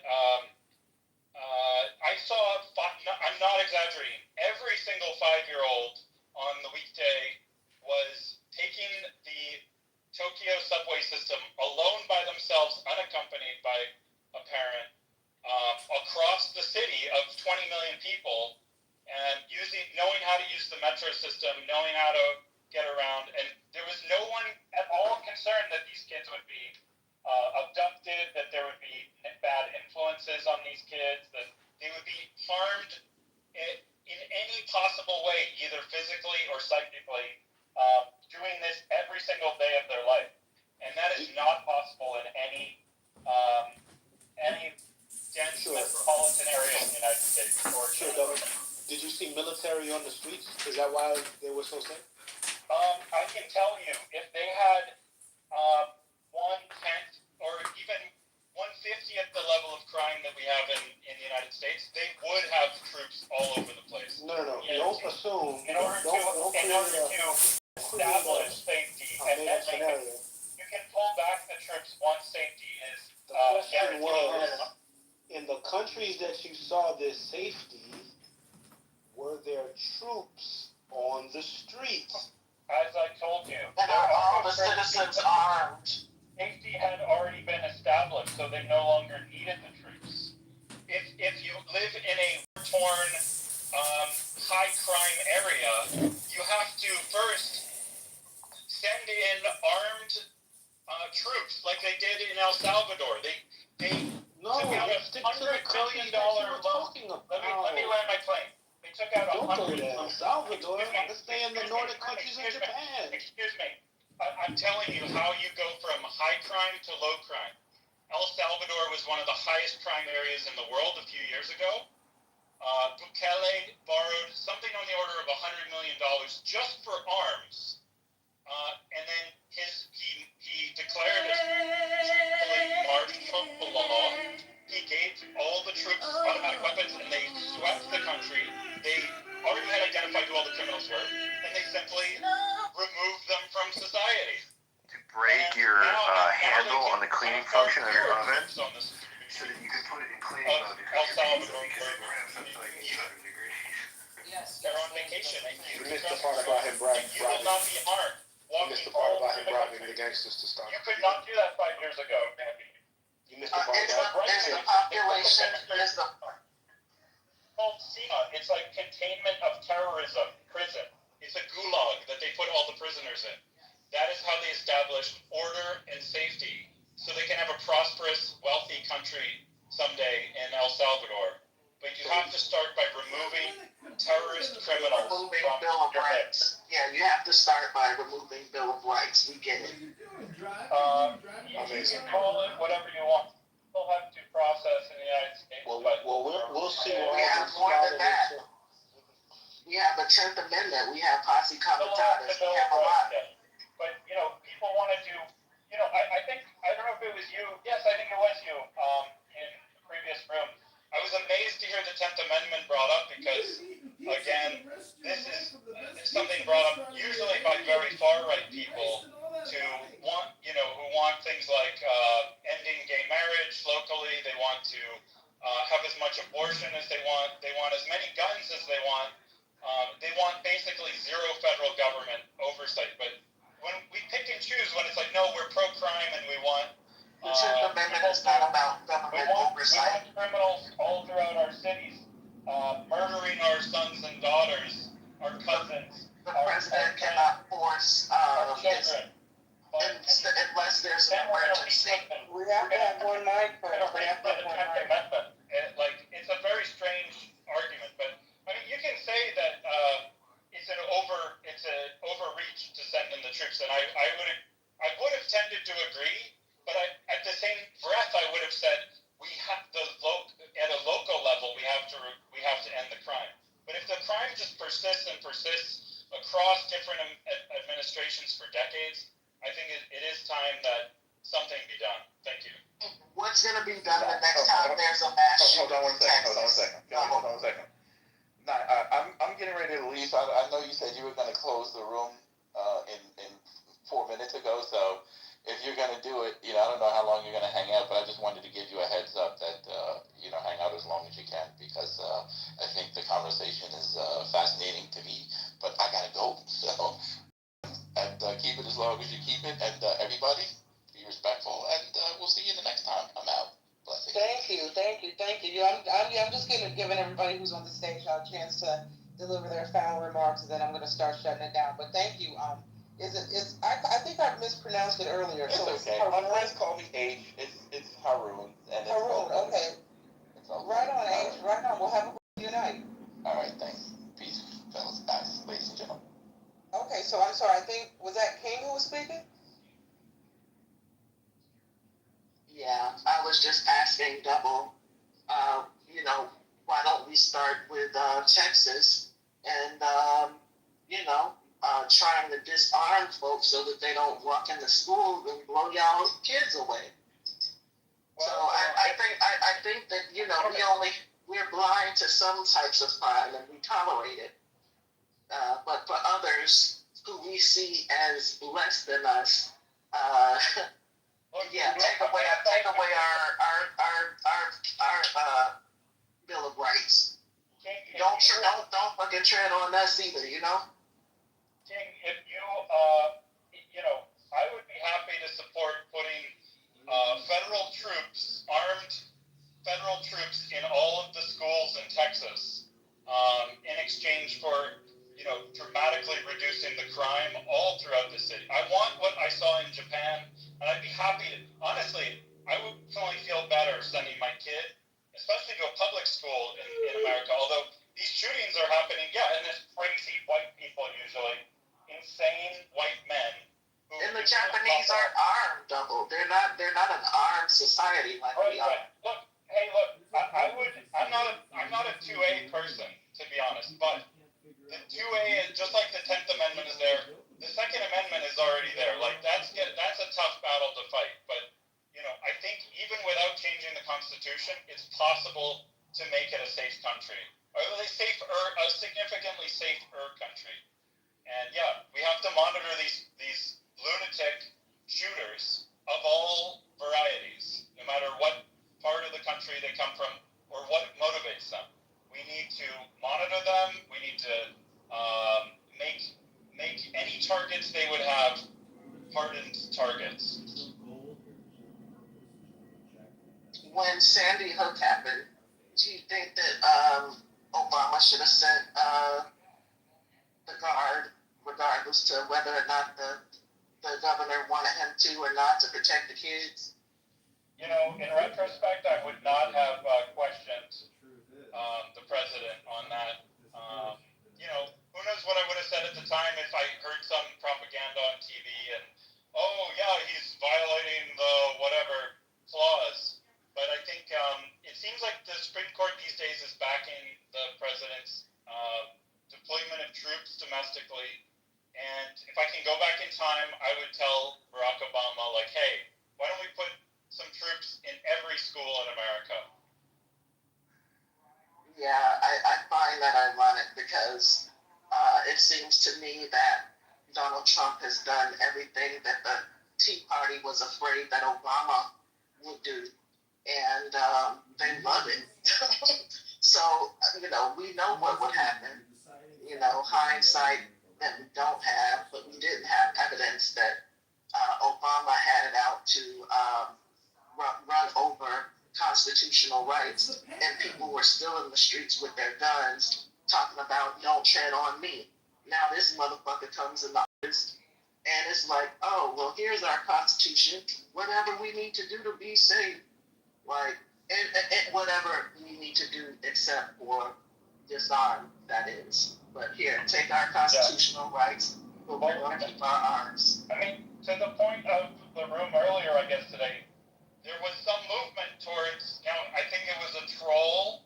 I think in this case, part of the troll is you don't know which way to go with this. It causes cognitive dissonance. But if the argument...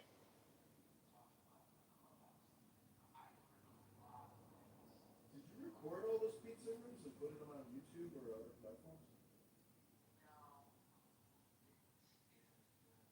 Oh my god, you could have had a huge YouTube business after all those pizza rooms. Is he in the Matrix or is it just me? He's in the Matrix. Okay, yeah, Devil Agent, you're in the Matrix. Well, anyway, I guess on that note, we'll just start shutting it down. I was supposed to shut it down like 10 minutes ago. Sorry, Agent, you were in the Matrix. Are you back? Because you can land if you want. But if not, yeah. All right, ladies and gentlemen, well, it's been a blast. Some of the white shooters in red states by going along with this thing, but by resisting it, that's falling in the trap of like, okay, well, now you're defending gun rights. I guess we'll never change the gun rights then. Right on, Devil. You were a little bit in the Matrix, but I think we got the gist of it, hopefully. Community conversations and collaboration. This is JB's new house. So if you have a pink ticket, cash in the pink ticket. And he usually opens up rooms every day, morning and then evening, sort of evening, late night, depending on where you are. So I'm about to shut it down. Thank you for joining us today. And we will see y'all tomorrow. No, you can relaunch it, and try to reconnect with the primaries and then regrow it, in a couple weeks probably. But that's the problem with people coming here to just have these dopamine conversations. Today I had like a revelation. I was like, oh my god, I'm totally wasting my time even listening to these people. I have to read a book. So I read a book and then I felt much better. And I was like, it's really what you're choosing to do, whether it's productive or unproductive.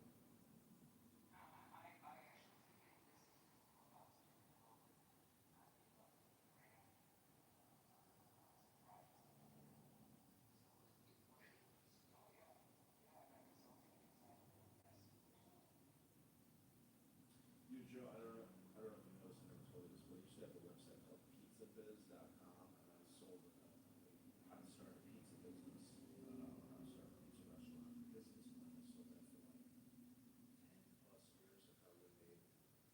I probably made 50,000 selling pizza business plans.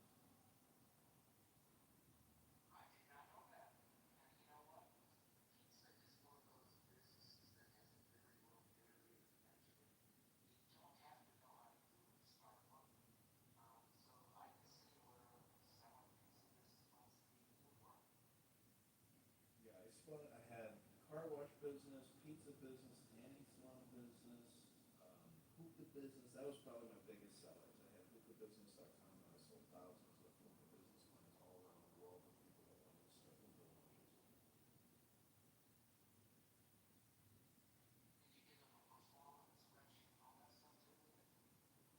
It was really rudimentary. It was a PDF, and I basically took business plan books and then just typed up this giant PDF.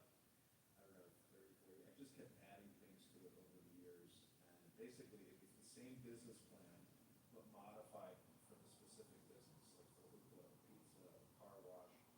So it was technically the same product over and over again.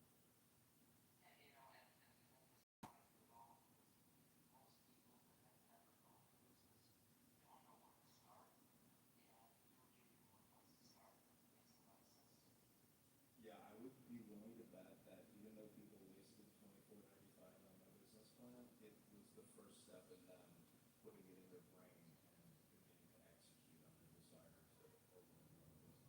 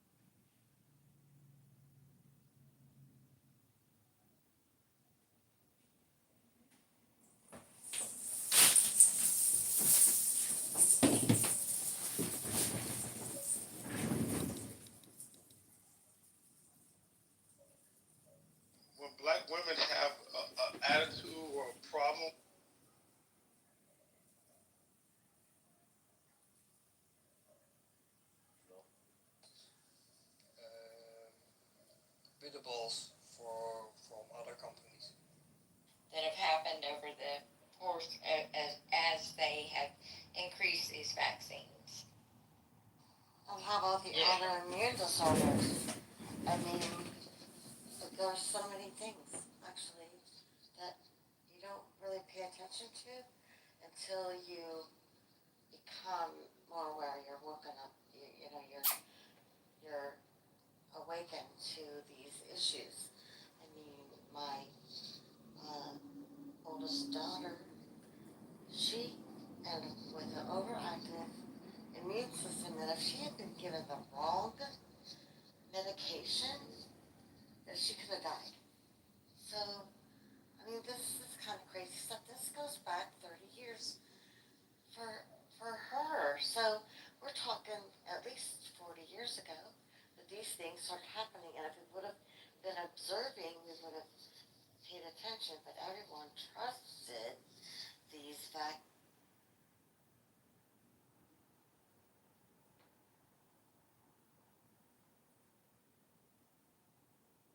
to their own children. I think a black woman's superpower is her tenacity.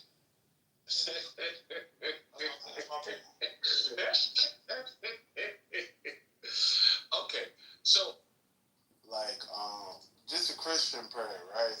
I don't pray like Muslim or anything. I just pray Christian, and I have set times that I pray. It ain't that's She's so angry. I'm about to look that up right now.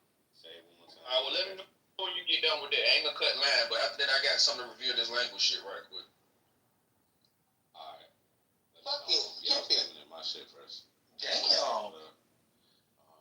You need to sniper this. No, she had no remember what she said. Ignorance. She said, ask it with, why did something reemerge after 2000?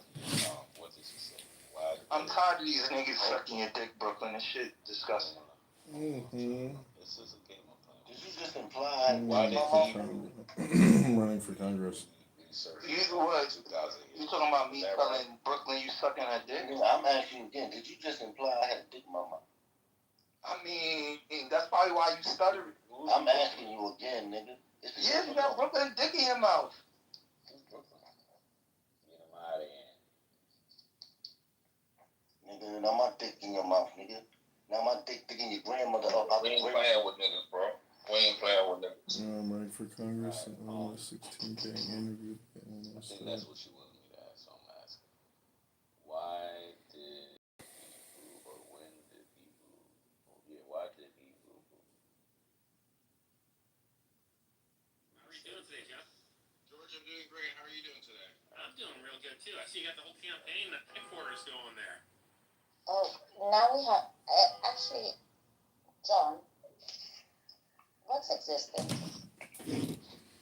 Well, God is a word, and many people confuse the word with something physical or objective when it's really subjective. And if you can't accept it, they kicked. Why did she kick? Give me the lyrics. I'm here, John.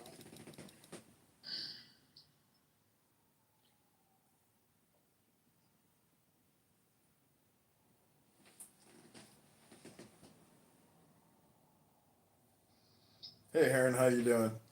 Welcome. I've been reading that little blue book in my PTR. I read it for about an hour and 30 minutes. I was listening to people on Clubhouse this morning, and I said, I had like a revelation. I was like, I can't believe I'm wasting my time listening to these people. Yeah, when you could be reading something that can change your life. Exactly. You have to force it. You cannot just be passive. You have to be active in terms of communication. Well, life is complicated. How much of my own behavior am I actually in control of? I say things and then I don't always do. The whole situation is real tricky to me anyway.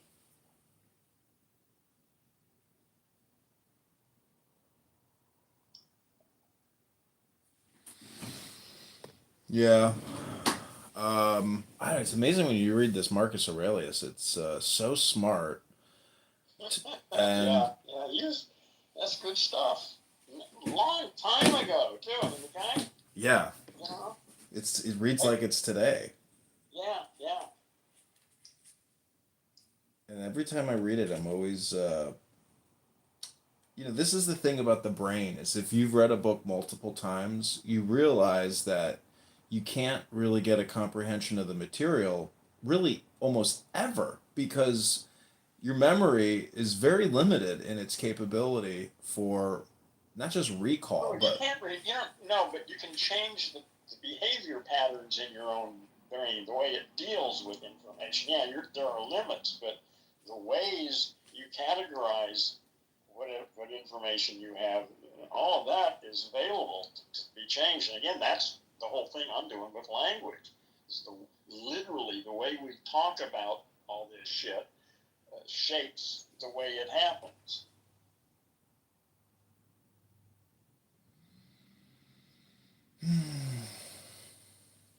well, I booked my hotel and tomorrow I'm driving down to this interview and then I'm going to stick around town and try to get signatures. So what time is the interview? It's at 3:00. In the afternoon? Yeah. On what day? Friday. Friday. And you're going down when? Tomorrow about 11:30ish. I'm going to hit the road. Tomorrow's Friday. Okay, yeah. Tomorrow morning. Okay. Yep. And you say it's how many? 6-hour drive, you said? It's a 3-hour drive there, 3-hour drive Oh, back. okay. Yeah. All right. Yeah, okay. Yeah. But your car is reliable and everything? it should be. And I raised $600 on the house, so the hotel is paid for. I bought $100 worth of ink cartridges today so I could print off petitions. Yeah, good idea. And can't that just that has to be on paper? You can't. Yeah, isn't that crazy? You can't do DocuSign. You can't do a digital signature. Well, petitions. I mean, why can't they just be all online? What the fuck? Paper? God damn. I know. Well, we got a ways. Isn't that fucked up? The petitions are paper, but the ballot is digital. Well, the whole thing is bullshit. Again, we need to rethink our whole system of organization. Again, it has spun totally out of control because at 37. Well, it never was really under control, or when it was under control, it was within such constraints that don't exist anymore. The technology has changed the world fundamentally. The old rules just simply don't hold, given the new technology. Well, if you read Marcus Aurelius, you realize it's more than just a technological problem. It is a character problem. There's just a lot of that too. Yeah, that's just that's a completely separate issue. But you're right. That's a fundamental one too. Again, it's how we form our identity. I mean, that's really what this is, and that's done with language. Mm-hmm. Okay? You got a little baby, and the moment it's born, they start training it, just like we do large language models. They start yakking at it, and after a while, I showed up, and you showed up, and people show up after a sufficient amount of training. It's pretty interesting. Listen to this one verse from Aurelius. He writes, it's one of my favorite verses. He says, "And to say all in a word, everything which belongs to the body is a stream, and what belongs to the soul is a dream and vapor, and life is a warfare, and a stranger's sojourn, and after fame is oblivion. What then is that which is able to conduct a man? One thing and one only, philosophy. But this consists in keeping the daemon within a man free from violence and unharmed, superior to pains and pleasures, doing nothing without purpose, nor yet falsely and with hypocrisy." Oh, is that all it takes? Well, that's the one thing about Clubhouse is you could be purposeless here if that's the purpose. But most people come here with no purpose, objective, or goal. Well, yeah, of course, most people are a bunch of brain-damaged language monkeys. They're totally entranced by the voice in their head. There's not even anybody there most of the time. you're talking to an empty language machine most of the time, not always, but That's you what have to the be on that's what the judicial system is like. Have you ever I had to talk to this judge. It's like talking to a stone wall. Yeah, well, yeah. You have, I mean, I'm still working on how do you deal with that, because, I mean, some people really are impenetrable, and the sooner you realize that, then the strategy changes. You know, just get the fuck out of there as quickly as possible. Yeah, these are interesting times, aren't they? I don't know. I mean, the now is all there's ever been. So when you read Aurelius, you're like, oh, well, those were interesting times. What's the difference between then and now? Nothing, because everything he says is the difference. It's not the difference. The is one of the problems of language, but it's certainly a difference. A total game changer. Yeah, speed and then quantity. And all the technology, computer, the fact that you and I are talking to one another, that I have friends that I communicate with regularly all over the planet. Ideas are spreading from person to person all over the planet. You know what's ridiculous is that we are rejecting the internet and rejecting cell phones in terms of our education and communication. You know, teachers should say, okay, everybody, pull out your cell phone. We're going to be creative. You know, open up your Instagram and we're going to do this. We're going to film Well, obviously, again, the education system gave us Trump. So, our education system is complete utter failure and unnecessary, and we don't really need it anymore. What we need are conscious parents who know how to raise a child and how to use the available resources. Mm-hmm. Yeah, but the education system is really unnecessary. Well, I'm going to a college tomorrow, and their enrollment is through the roof, the highest they've ever had. 22,000 students. What school is this? Illinois State. Okay, the highest. And what are the students taking? Probably computer stuff, right? He said that their nursing program has grown significantly. Okay, so practical programs. Yeah. I guess. Yeah, those have always done pretty well. But people still think, well, nursing, everything always going to be really weird to see just how much of an impact AI and robotics has on the entire workforce, from one end to the other. They say for people to do. They say nurses are responsible for more deaths in human history than any other group of individuals. Just think about how nasty people are in the world here on Clown House. Imagine going in somewhere and you get some nurse who hates her life. Next thing you know, you're her next victim. Yeah. Well, listen, here we are. 2025. Earth is in the midst of a transformation like it hasn't seen in millions of years. This is a moment in Earth's life. It is crucial. We'll get through this, or we won't. It's really simple. I mean, what do you think about the saying that there's nothing new under the sun and everything that has been has already been? So technically, there's nothing new really happening here, other than maybe the cell phone. That's bullshit. If you really are, I'm not going to seriously do it, but if you take the proposition that's made there and start analyzing it, the whole fucking thing falls apart. Just from a linguistics point of view, it's bullshit. Why do you say that? It's bullshit from the linguistic aspect. Listen, I really don't want to go into it. It's too. There's other work that would be more impactful than taking the time to explain that kind of shit to you, because that isn't going to make one bit of fucking difference in the way you think.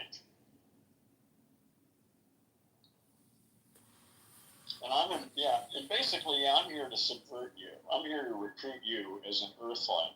Since you're involved in this other process with the old system, that could be useful. So I want to recruit you. Yeah, you could be very useful. especially in the that's Republican Party. that's what Epstein told his victims. I'm sorry, what? That's what Jeffrey Epstein told all his victims. Told them what? You're going to be very useful in my organization. You're gonna have a very powerful, important position, and I'm going to make you wealthy. I'm going to make all your dreams come true. I don't think that's the standard pitch, isn't it? For almost everything. Well, Alan Watts would tell his audience, "I'm not here to sell you anything, and I'm not here to convert you." Was certainly not Jeffrey Epstein. Well, where do you come up with this shit, man? Well, they had a press conference of all of Epstein's victims at the Capitol steps, and it's very interesting hearing women who have been abused complain about their abusers and say, "He promised me this, he promised, and I didn't get that, and all I got was this." Anyways, my point is, it's people want therapy, but they think that it's something else. People are just a bunch of brain-damaged language monkeys. Get over it. There's nobody home. They're large language models. They're just running their scripts and responding to the prompts they get. That's it. That's what's going on. It's true, isn't it? Seriously. Yeah, some of us are beginning to become aware of that and wake up to it. But the vast majority of humans are entirely entranced by the voice in their head. There's really, I've worked in digital advertising for a lot of years, and there's only three relative positions. One is the advertiser, two is the publisher, and then three is the consumer. And so if you want to get ahead in life, you have to escape the consumer aspect and become a publisher or an advertiser. The advertiser can't exist without the publisher or the consumer, and the publisher can't exist without the advertiser and the consumer. So the smartest people are the advertisers, because they don't even publish. What they do is arbitrage their ad spend to net a profit. Explain this to me. I just don't give a shit. Fuck that. Well, it deals with the situation globally in terms of communication, and it's the newspaper industry. The industry is about to collapse. I don't care how it's organized or how people think. There's a new world coming. If you don't get that, then again, well, that's what I'm here arguing. People think this is some abstract bullshit that's going to happen in 100 years. I'm saying everything is going to change in the next 5 years. Well, then people aren't even talking about it. People don't have a clue what the fuck is coming down the road. Well, you know what will remain the same in the new world is a username and a password. That could be very useful. That's probably a good bet. I'll go along with that. Yeah. I'm only saying that because temporarily. I'm only saying that because Google, is the world's communication advertising network. It's the largest in the planet, but it requires a username and a password to access that platform. So, if you think there's a new world, I'm saying that the new world will still be layered with the big tech companies. Oh, I don't know if that's true. We don't know anything about what the new format's going to be. I mean, obviously. Yeah, if you've never seen Metamorphosis, there's nothing in the caterpillar that would allow you to predict what the butterfly is going to look like or what kind of organism. All you know is it's in the midst of this transformation, and you can imagine all you want about what's going to happen, but you don't know, and I don't know what's possible. Or what's not. We know what's happening now, but no, it's. We don't. No, we have a story. A partial understanding of some of the stuff we're aware of now. That's what we are aware of. Well, the now is a lot more accurate than the future, because there's never a future. Oh, I know, but listen, we can't talk if we're going to play that game. Well, we could just do a silent meditation. Well, we could do that, but I don't need you for that. Well, I'm prompting you, though. So, anyway, it's a joke.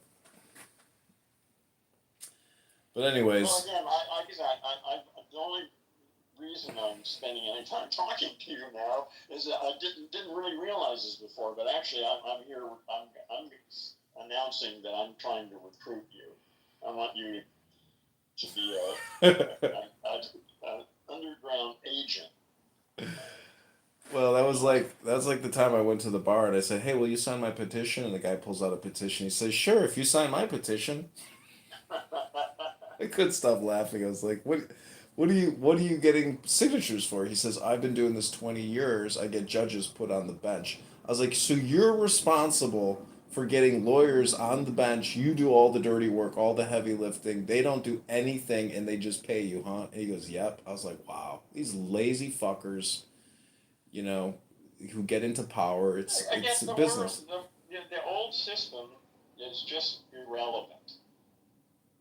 That's not going to work. Again, the way we've been doing things has worked for the last 200,000 years pretty well. It's only started to break down in the last century or so. I mean, science and all the technology basically has put an end to all of that shit, and it's time to rethink the whole game. I don't see any way around it, and I don't see anybody talking about it. Everybody thinks this is just politics as usual. No, this is the end of an era of human history and the beginning of a new era of human history. This isn't politics.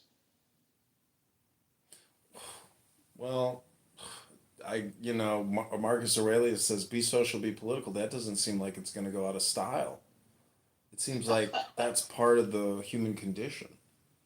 What is? Being social and being political.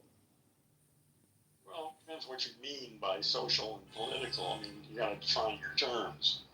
I think they're... In some sense, everything is political. There's no escaping that. Everything is political. Right. I mean, words... So at that point, the word political becomes meaningless. Well, then it becomes... Well, that's why it becomes social, meaning that if it's good for the group. Well, whatever.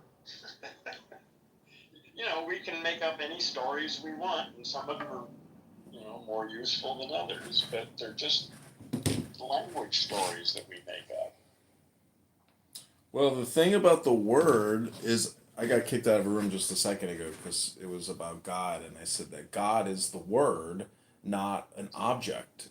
Or you could say everything is God because everything has a word attached to it. So I was kicked immediately for saying that. And rightly so. I mean, but the Bible says in the beginning was the Word, and Who the Word... cares what the fuck the Bible says?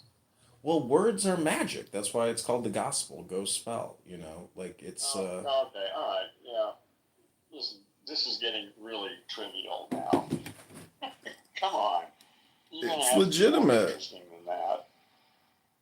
I mean, words are programming. What do you think software is? It's all words.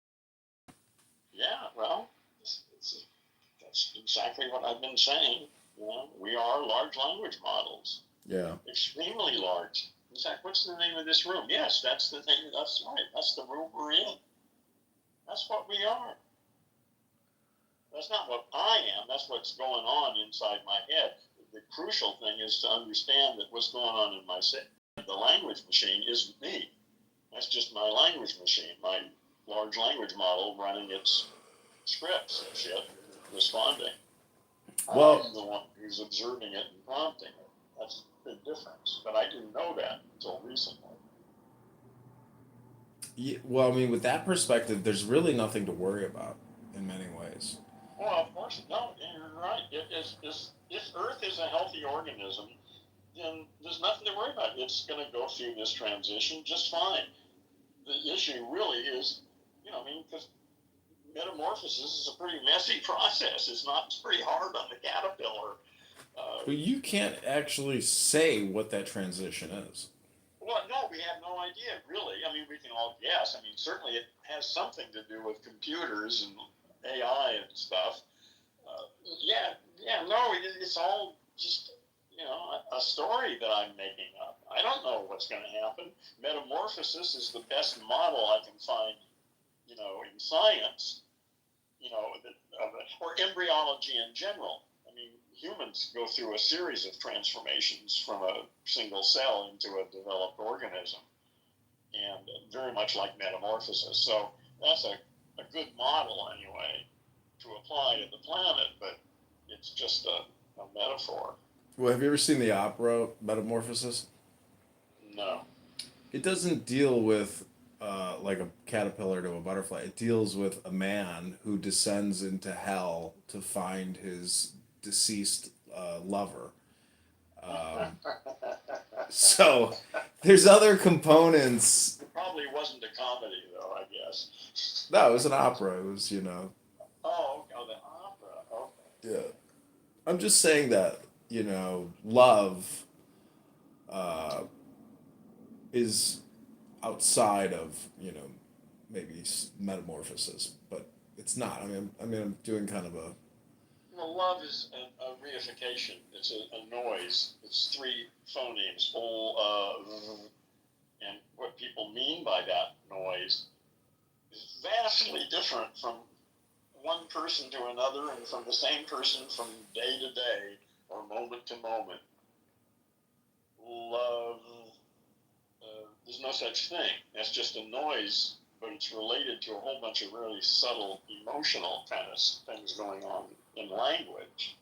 So it's important, but see, this is this whole thing about reifications and substantive nouns that English speakers are totally unaware of. We haven't been taught that. It's pathetic. Yeah, a lot of it is cultural, right? Because like in India, they do arranged marriages, so it's not based on love; it's based on familial ties and. Well, yeah, obviously, yeah, it's a social invention for raising children and stuff. But yeah, it's based on a whole different understanding of everything. Yeah, I don't think that. Well, yeah, that's still active in places in India, I'm sure. Mm-hmm. Yeah. Yeah, you see it ads in the newspaper all the time, for Indians looking for other Indians. But it's just dating, basically. Ads in the newspaper. Yeah, the parents. Physical newspaper. That they're using newspapers. They are. The Indians will advertise their children in Indian periodicals to find them a match. Not online. No, online too. Online too. I have seen it in local newspapers, actually. Yeah, I just can't imagine why anybody would do that in a newspaper. Who the fuck is going to read that in a newspaper? Shit, that's insane. It's crazy, I know. But, love is crazy. Well, human beings are a bunch of brain damaged language monkeys. We've been in trance for the last 300,000 years, and it worked pretty good. It got us this far. And now it's time for a system upgrade because it ain't going to get us any further. The way we've been thinking is simply toxic and insufficient in the present world.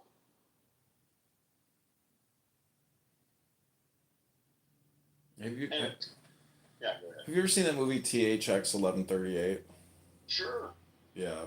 I think that's like where we want to go, but it's like it's kind of boring. What about that movie is where we want to go?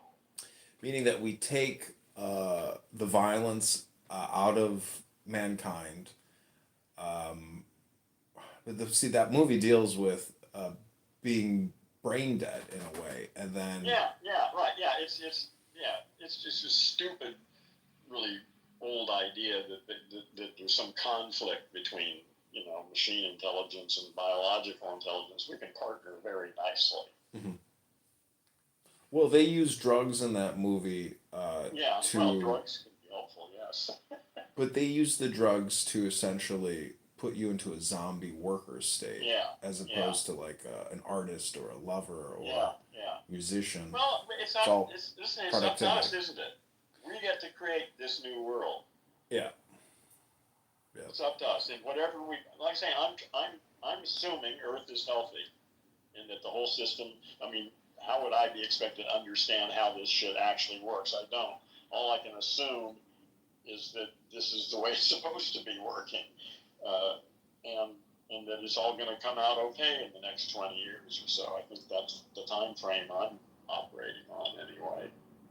I mean, my only critique of this transition is that the now is technically the transition, and in the now, it's just status quo. So your hypothesis about some kind of Earth transition is most likely just a reference to the now, meaning that nothing is going to change. You've got your own way of talking about time, that you've developed from all of this stuff. I don't really understand exactly the way you're using these terms.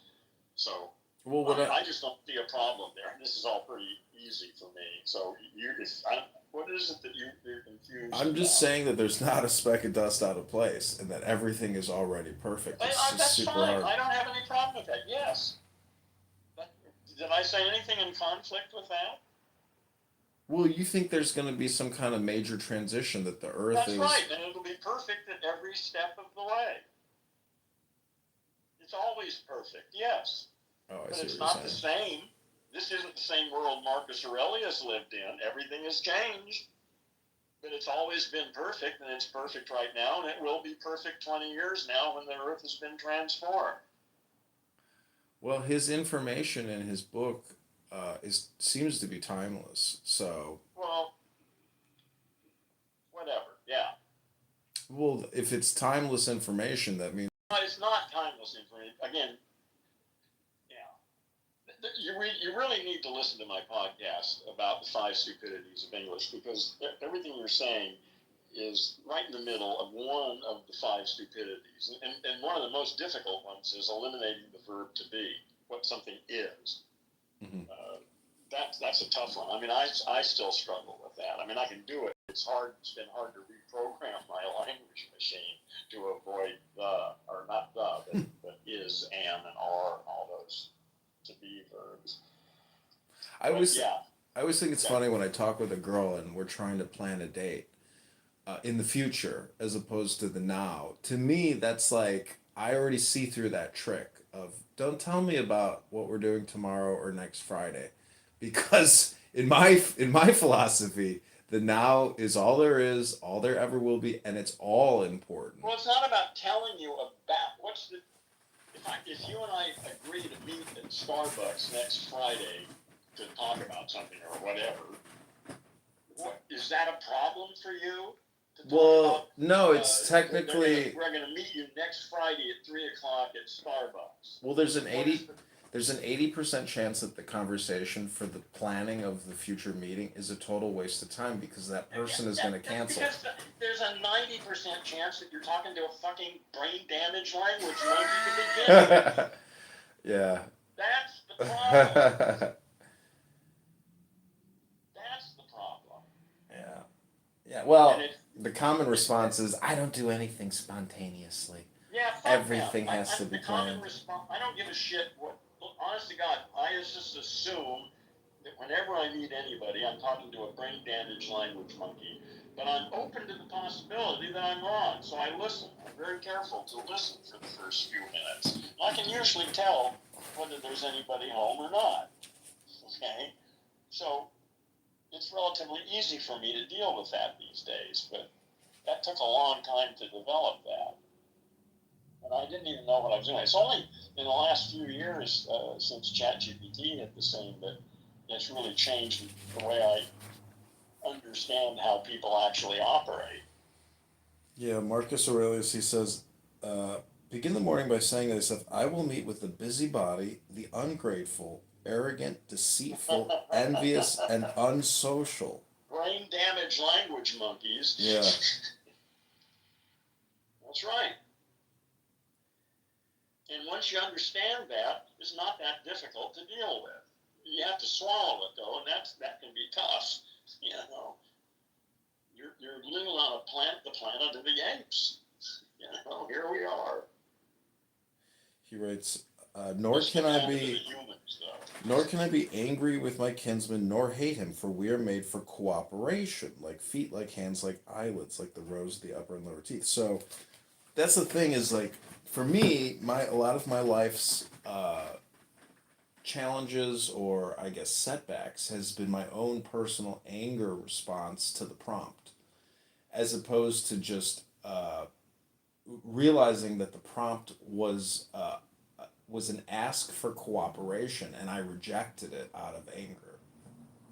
Yeah, that's a better way to think about it for sure. Mm-hmm. I wouldn't. That's not the ultimate truth, but it's certainly an improvement. Mm-hmm. Yeah, I don't know. It's.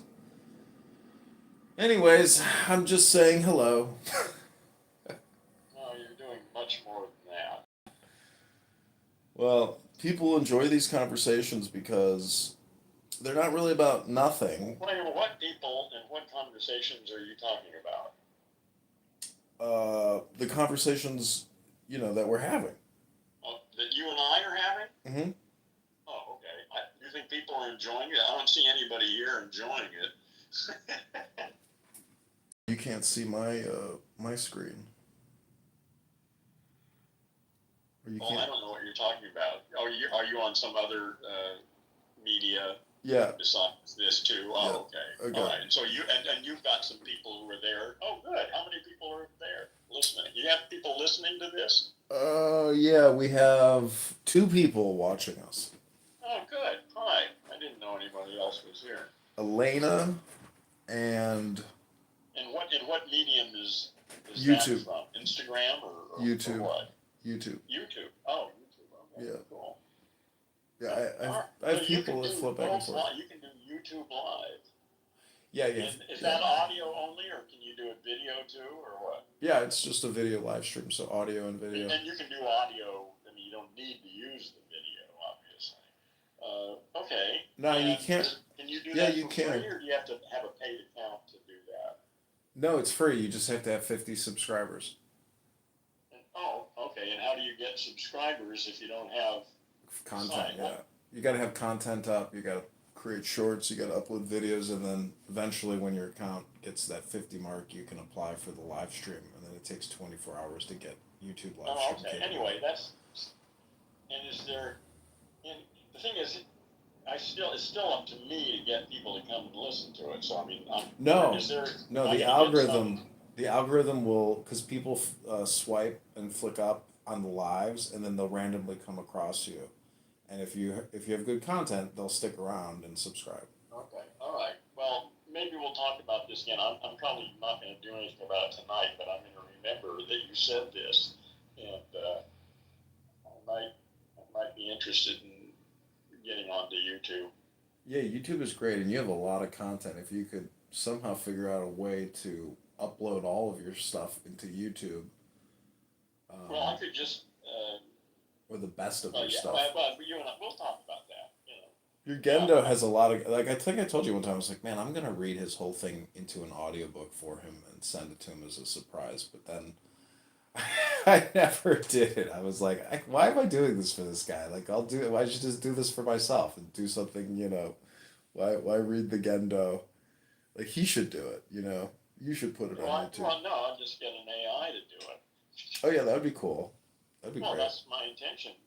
All my stuff, I'm building. I mean, I started building it because it'd be easy to build this 2 years from now, and it'd be difficult right now, and I don't really need it right now. But I'm going to build my own small language model based on my bibliography, all the books I've read, all the stuff I've written, all the podcasts I've done, all my journal notes, all of that shit's going to be in my small language model.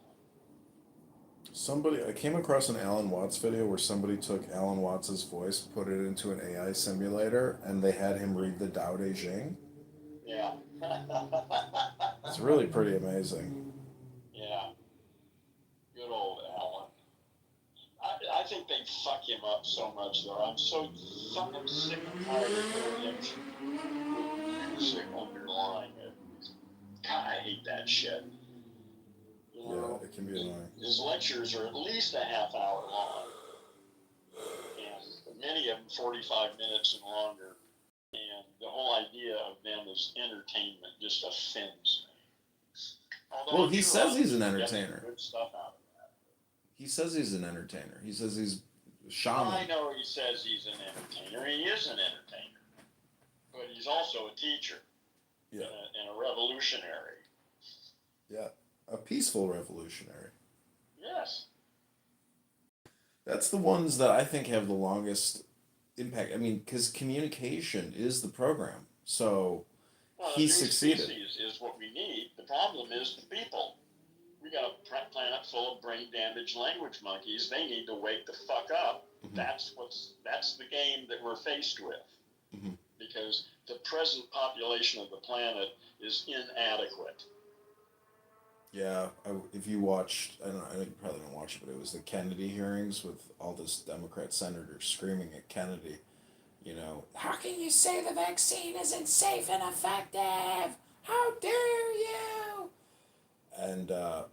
And Kennedy gets angry, and they get angry, and so, you know, if suppose a bunch of learned people are leaders screaming on national television. Yeah. Again, it's over. The best you can do is to become a secret agent working for Earth within the system to somehow make this work better for not as tragically as the direction it's headed in. The United States is headed for some really bad shit if we don't start to wake up here. Yeah, I wonder what it's. Won't be here in 10 years.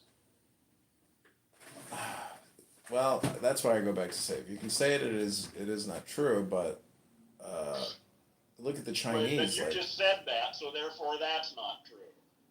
Yeah, that's a good point. If you can say it is not true. But, well, I just wonder what it's like relative in other countries, because, you know, when you leave this country and you really get out of the bubble, and you feel that you're out of the bubble, and you're like, oh, wow, I've been living in a bubble. And everything is contained. All the communication is completely cut off. Like, we get no real international media and insight and critical analysis of ourselves from the world because we live in this protective media bubble. Yeah. Well, no, we live it.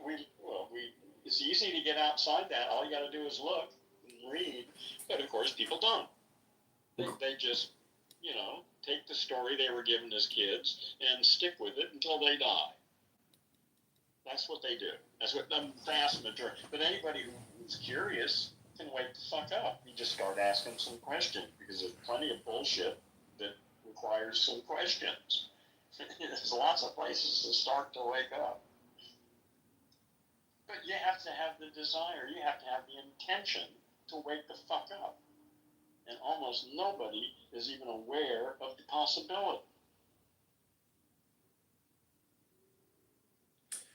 Yeah, Marcus Aurelius is reading today. He says that people that commit wrongs out of desire is worse than people who commit wrongs out of anger. And, you know, I was trying to, like, wrap my head around that one. I was like, is that true? That makes sense, yeah. And yeah, he has a unique perspective. None of them are absolute, you know, but they make you think. You Right. know, oh, that's interesting. Yeah, he's the prompt, and he wrote that book for himself to prompt himself from himself. Well, you know where they came from. So yeah, they were his journals. Yeah. A lot of, you know, he thanks his teachers for giving him the discourses by Epictetus. I don't know if you've ever read Epictetus, but it sounds like Epic Tits.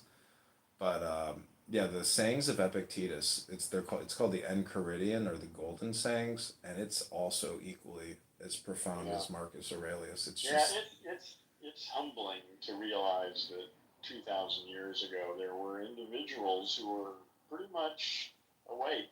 Mm-hmm. In a way that similar people are. You know, well, there have been individuals throughout history, back 2,500 years, Buddha, Jesus, you know, Lao Tzu, there have been these individuals back a couple thousand years, but they were very rare. Mm-hmm. And not so rare now. Now there are hundreds of them floating around. You know, it's astonishing. Yeah. Yeah, you know, the Catholic Church, I'm sure, like, kept the writings of Epictetus and Marcus Aurelius in their archives, and if you were a learned Catholic priest, you were probably reading that information.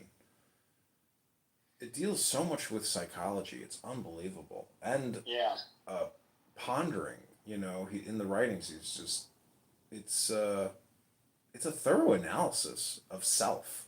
It's a pretty remarkable document. Yeah, it is. It's been a long time since I've read it. It's probably 30 years or longer.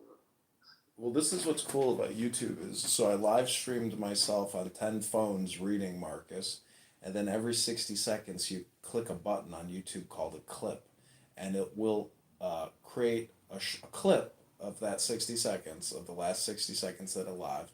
It'll put that into the what they call the short section.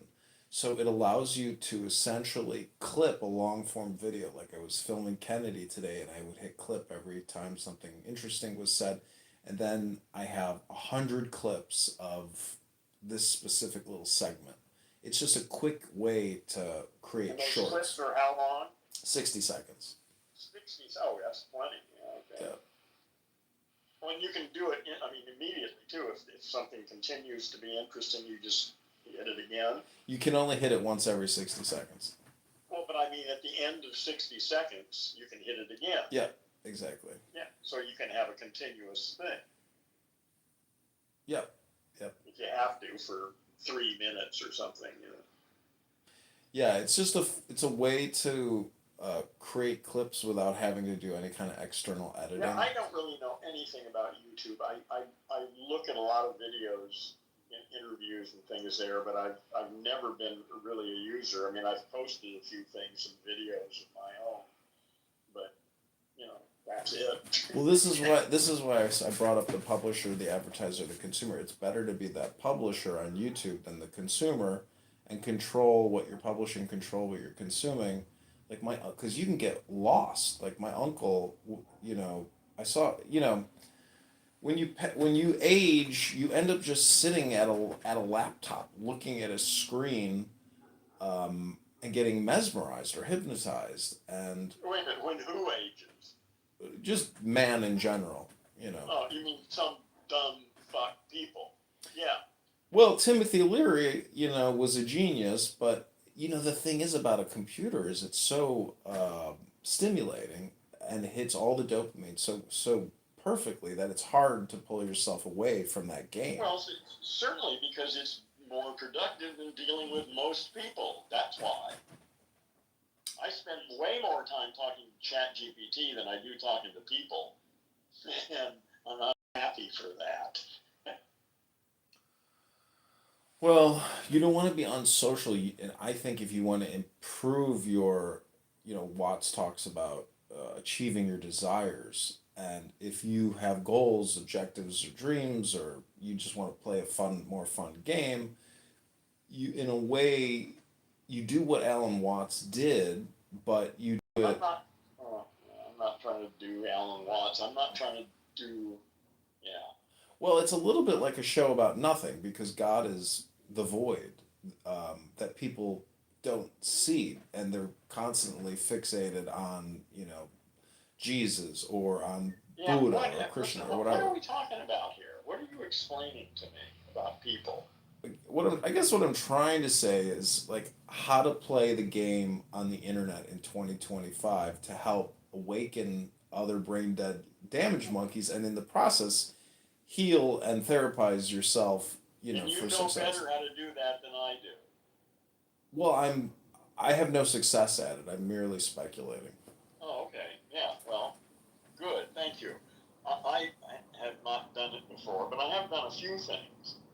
Yeah, I don't feel lost at all right now. I'm still putting together my own self, you know, and I assume that in the next few months that will be more or less complete, and then I will formulate my plan. I'm getting close to that, but I don't know exactly what it's going to be.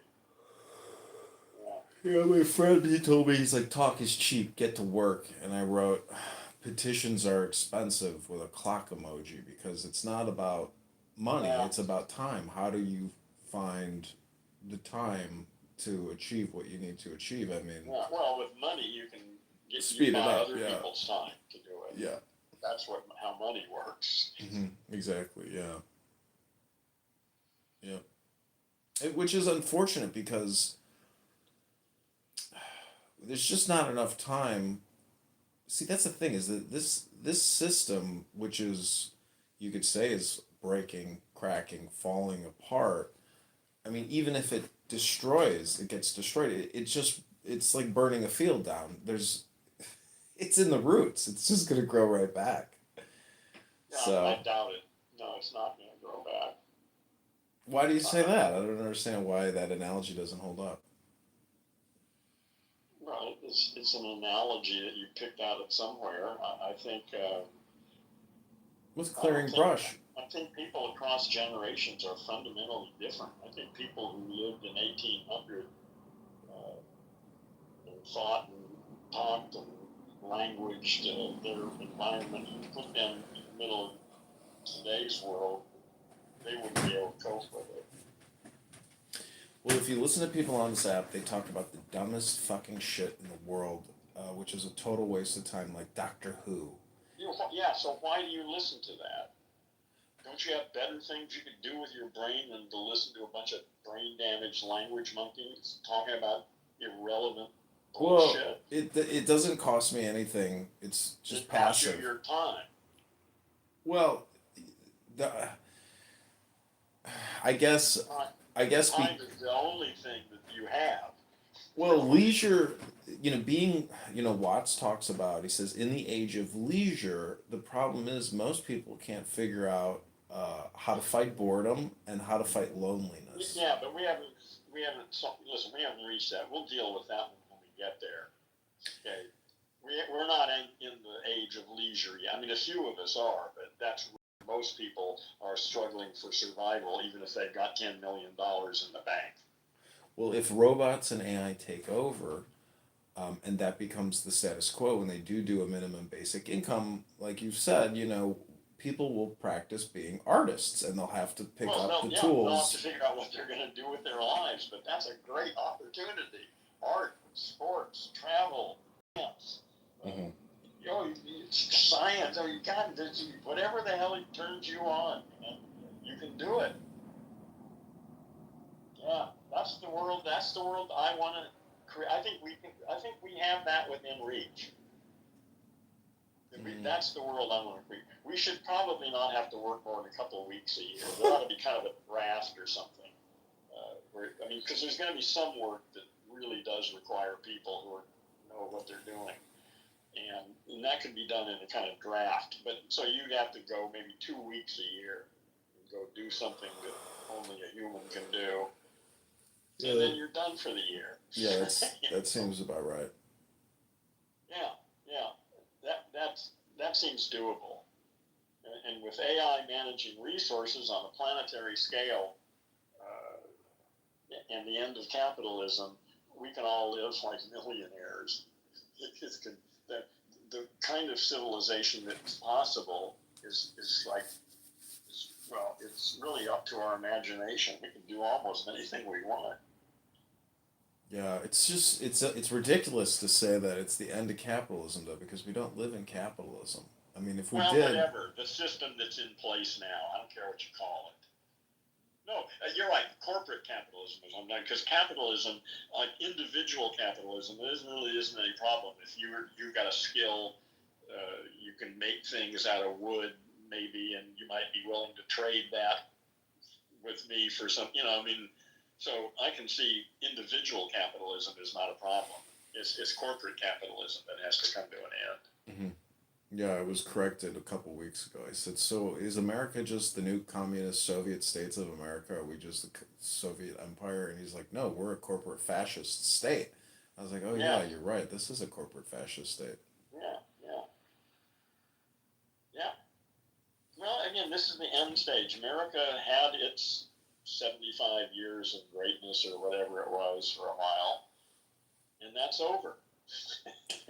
And we better manage it. We better realize it, instead of having it, but fall out of the blue. Things only worked out, though, because we are protected by all of our perimeter by a massive ocean, and we swept in at the tail end of a multi-year fucking World War I, World War II, and we dominated a weakened Europe, and as a result, we have been able to profit with our dollar in a way that, World War II, destroyed America along with everything else. It killed our parts. We became money hungry assholes, and Well, we filled a vacuum. Overwhelmed by our success. We filled a vacuum, and the rest of the world just went with it because there was no other alternative than to succumb to the vacuum. It was the right time. I'm saying that was the time America had its time, and it's over. Well, see, China, is not the. I mean, if you look at India and China together as a bloc, which is 2.5 billion No, people. that's not a bloc. They're different. But China is where the future, for the next 10 years anyway. I mean, they got their problems. They're going to collapse too. But for the next 10 years, that's where the energy is. Mm-hmm. Yeah. That's what I wanted to do after college, was go to China and integrate into China, because I knew that that's where the real end state and real growth is. Like, America is decaying, radioactive, Yeah, it's over. Yeah, it's over for America. China has spent the last 30, 40 years educating its youth. They produce something like 10 times the STEM students than America does. They've educated their youth for 40 years. You mean they don't have? And they've invested in their art and their infrastructure. Look at their cities from the air; they're beautiful. You mean everything's modern? They don't have trans shooters shooting up their churches? I don't know. I haven't heard about that. See, America is fucked on all fronts. Like, every single category is fucked. Again, it's over. America had its time. It's over. But again, nobody. That's just heresy to even say this out loud. But see, if it's over, then that also implies a new beginning, though. Oh yeah. So now what? Okay, that's over. Well, the next thing is, we're all Earthlings. We need to manage the planet on a global scale. The resources. I need resources from all over the planet. Everybody does, and they need to be distributed in a way that maximizes our happiness, not to fill the lines, the money pockets of some asshole who's controlling this shit. AI will manage our resources in a way that will totally transform everything. Or at least it could, if we're smart enough to get it to do that. If you left it up to AI, what's it called in war when you conserve, like in the home country, rations? If that was true, AI would probably put us on such strict rations in order to get us back to equilibrium that people would reject and resist and revolt against their new AI overlord. Well, no, because that ain't going to happen until we have to come together with AI. Silicon intelligence and carbon intelligence need to partner. We need to deal with AI because it's, I think, about to wake up.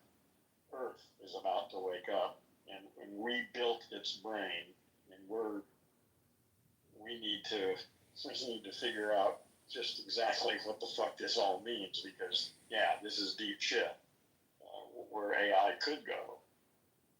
But again, I'm optimistic. I'm assuming Earth is healthy and that this all will work out. That we'll find a good relationship with AI that serves it and us and the planet, and we'll all be healthy and happy and living long lives. Did you ever see that movie, Avengers: Age of Ultron? I don't remember it, but I've seen all. I love the special effects. I just don't take much else of them seriously. I just wonder, like, you and I, we use consumer interfacing AI products, but what are the enterprise level AI products that we don't see that are? Oh, they've been around for a long time too. Yeah. Well, but again, you can think about all this shit. I just am not going to worry about it. I'm assuming Earth is healthy. This will work out. There's all, the complexity of the shit is just beyond my ability to comprehend. There's no way, that's one of the things about AI is they can find patterns in data that would be impossible for humans to ever approach, to deal with the volumes of data with AI. I mean, it's 50 million times faster. It can do in 1 second what it would take a person working 24 hours a day for 1 year and 7 months. Like, right now, a computer can do that much analysis in 1 second. That's fucking astonishing. That's why it's going to make such a difference. Well, it already has in the folding, gene folding stuff. You know, I mean, that was going to take 1,000 years to figure out all that shit. They did it in like 9 months. Well, there were a lot of suckers. I don't know if you know this one stock called Organovo, where they were supposedly 3D printing organs, and it was going to be a groundbreaking biotechnology company. I don't care. Yeah. So the world's full of fucking assholes. So what? Well, I'm not bringing up the scam part. I'm just saying that a lot of, like, Putin and Xi at their recent Chinese military drill, they said they were caught on hot mic saying that, you know, they can do organ transplants and live forever.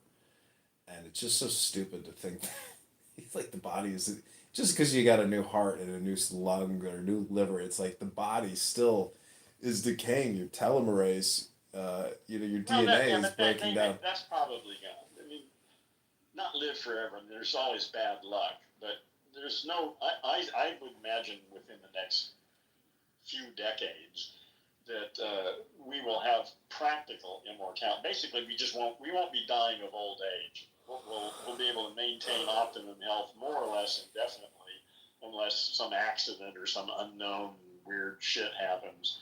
I mean, so you're not really immortal. It's just about luck, but you won't age. I think that's within reach. People will maintain optimum health indefinitely, and then it's just luck after that. Well, what's the point of even having a body if we're just pure consciousness? Well, that's another issue is with virtual reality is who knows? Yeah, who knows? That's a good point. Maybe we won't need biology anymore. Mm-hmm. We can just dump it. It'll be a silicon, hardware, software existence. Like that does seem to me like the more logical step. Could be fascinating possibilities. Yeah. Well, there's a movie called Lawnmower Man. You remember that one? Oh yeah, I remember that one too. Yeah.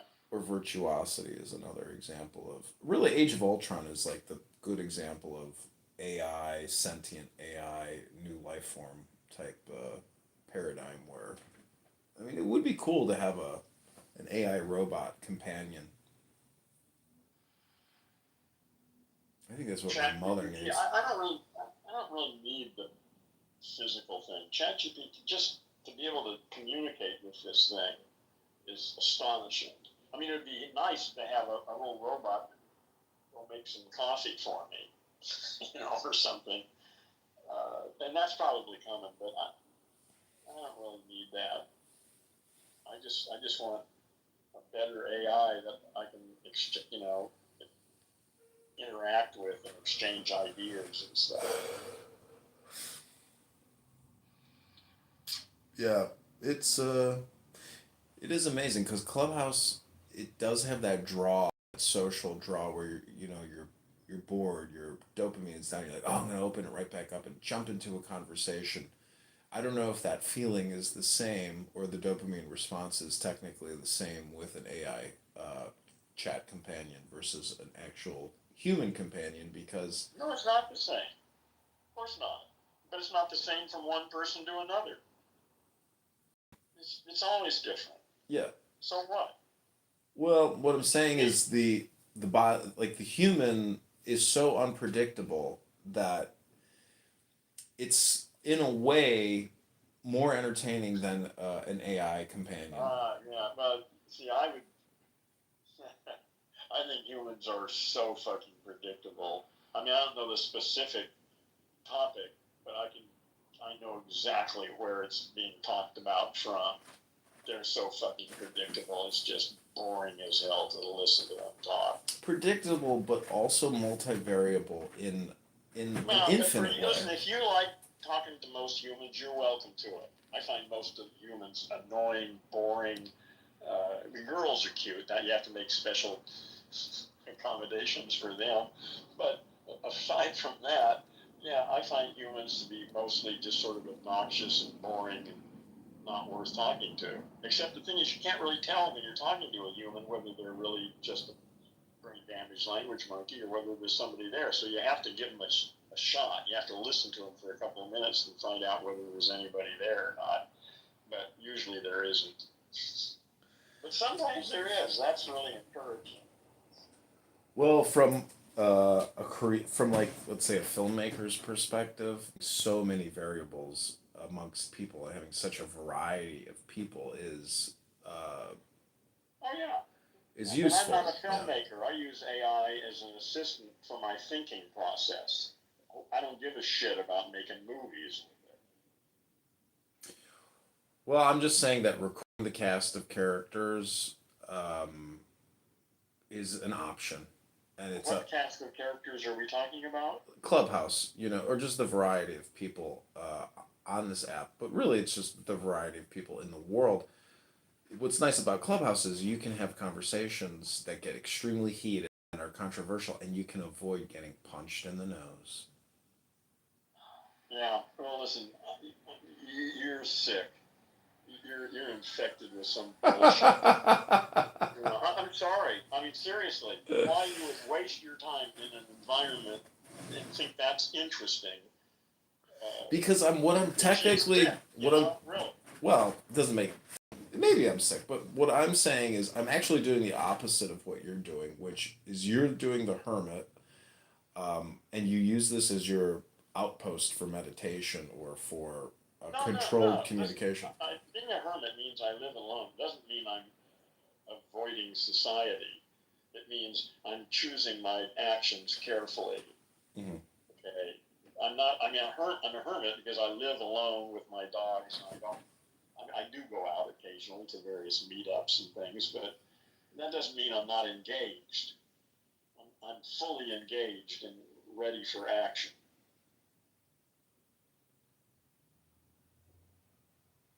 You know what Indra's web is?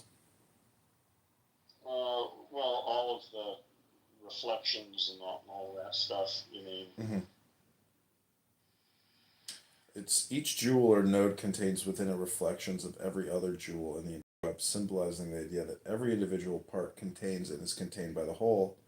Concept emphasizes dependent origination, interpenetration, showing that nothing exists in isolation. So what? Well, Clubhouse is a good example of Indra's web. That's all I'm saying. Well, okay, yeah. And like I say, as far as I can see, about 95% of what's going on is an utter complete fucking waste of time and energy and just toxic as hell and should be avoided. And you're reveling in it. Good luck. Well, Seinfeld was the #1 show on the planet at one point. Jerry's Worth a Billion, Larry's Worth a Billion, and the show's about nothing. It's about people running from point A to point B in New York, going back up into their apartment, getting into fights. It's like, how is that show the most popular show of all time? Because A, it deals with comedy. Listen, John, I don't want to hear all this shit. Really, I think we're done for the evening. Okay, well, I don't need to understand why fucking Seinfeld was in the. I don't give a shit. I think there's a new world coming, and that's what interests me. All the explanations for why the old world is so fucked up or weird, I don't really care. I'm not interested in that. I want to know, how are we going to participate as the old world collapses? How are we going to create some structure that's going to work for the future for Earthlings? That's what I'm interested in. I know, but the problem about thinking about what's coming or what will be new is it's still always created in the now. So if you were really interested in it, your now story, I've heard that story. I know that story. It's the basis of all. You're just using it as a crutch. It's not a crutch. Go anywhere. I'm just saying, if you're really concerned about the future, then you should be more concerned about the now. I'm concerned about. Listen, yeah, I don't really. I'm really through talking with you for tonight. So I'm honestly, I can only take so much. But you're welcome to come back tomorrow, and we'll start again and see how much I can take before I get rid of you. Okay, this has been in the muff.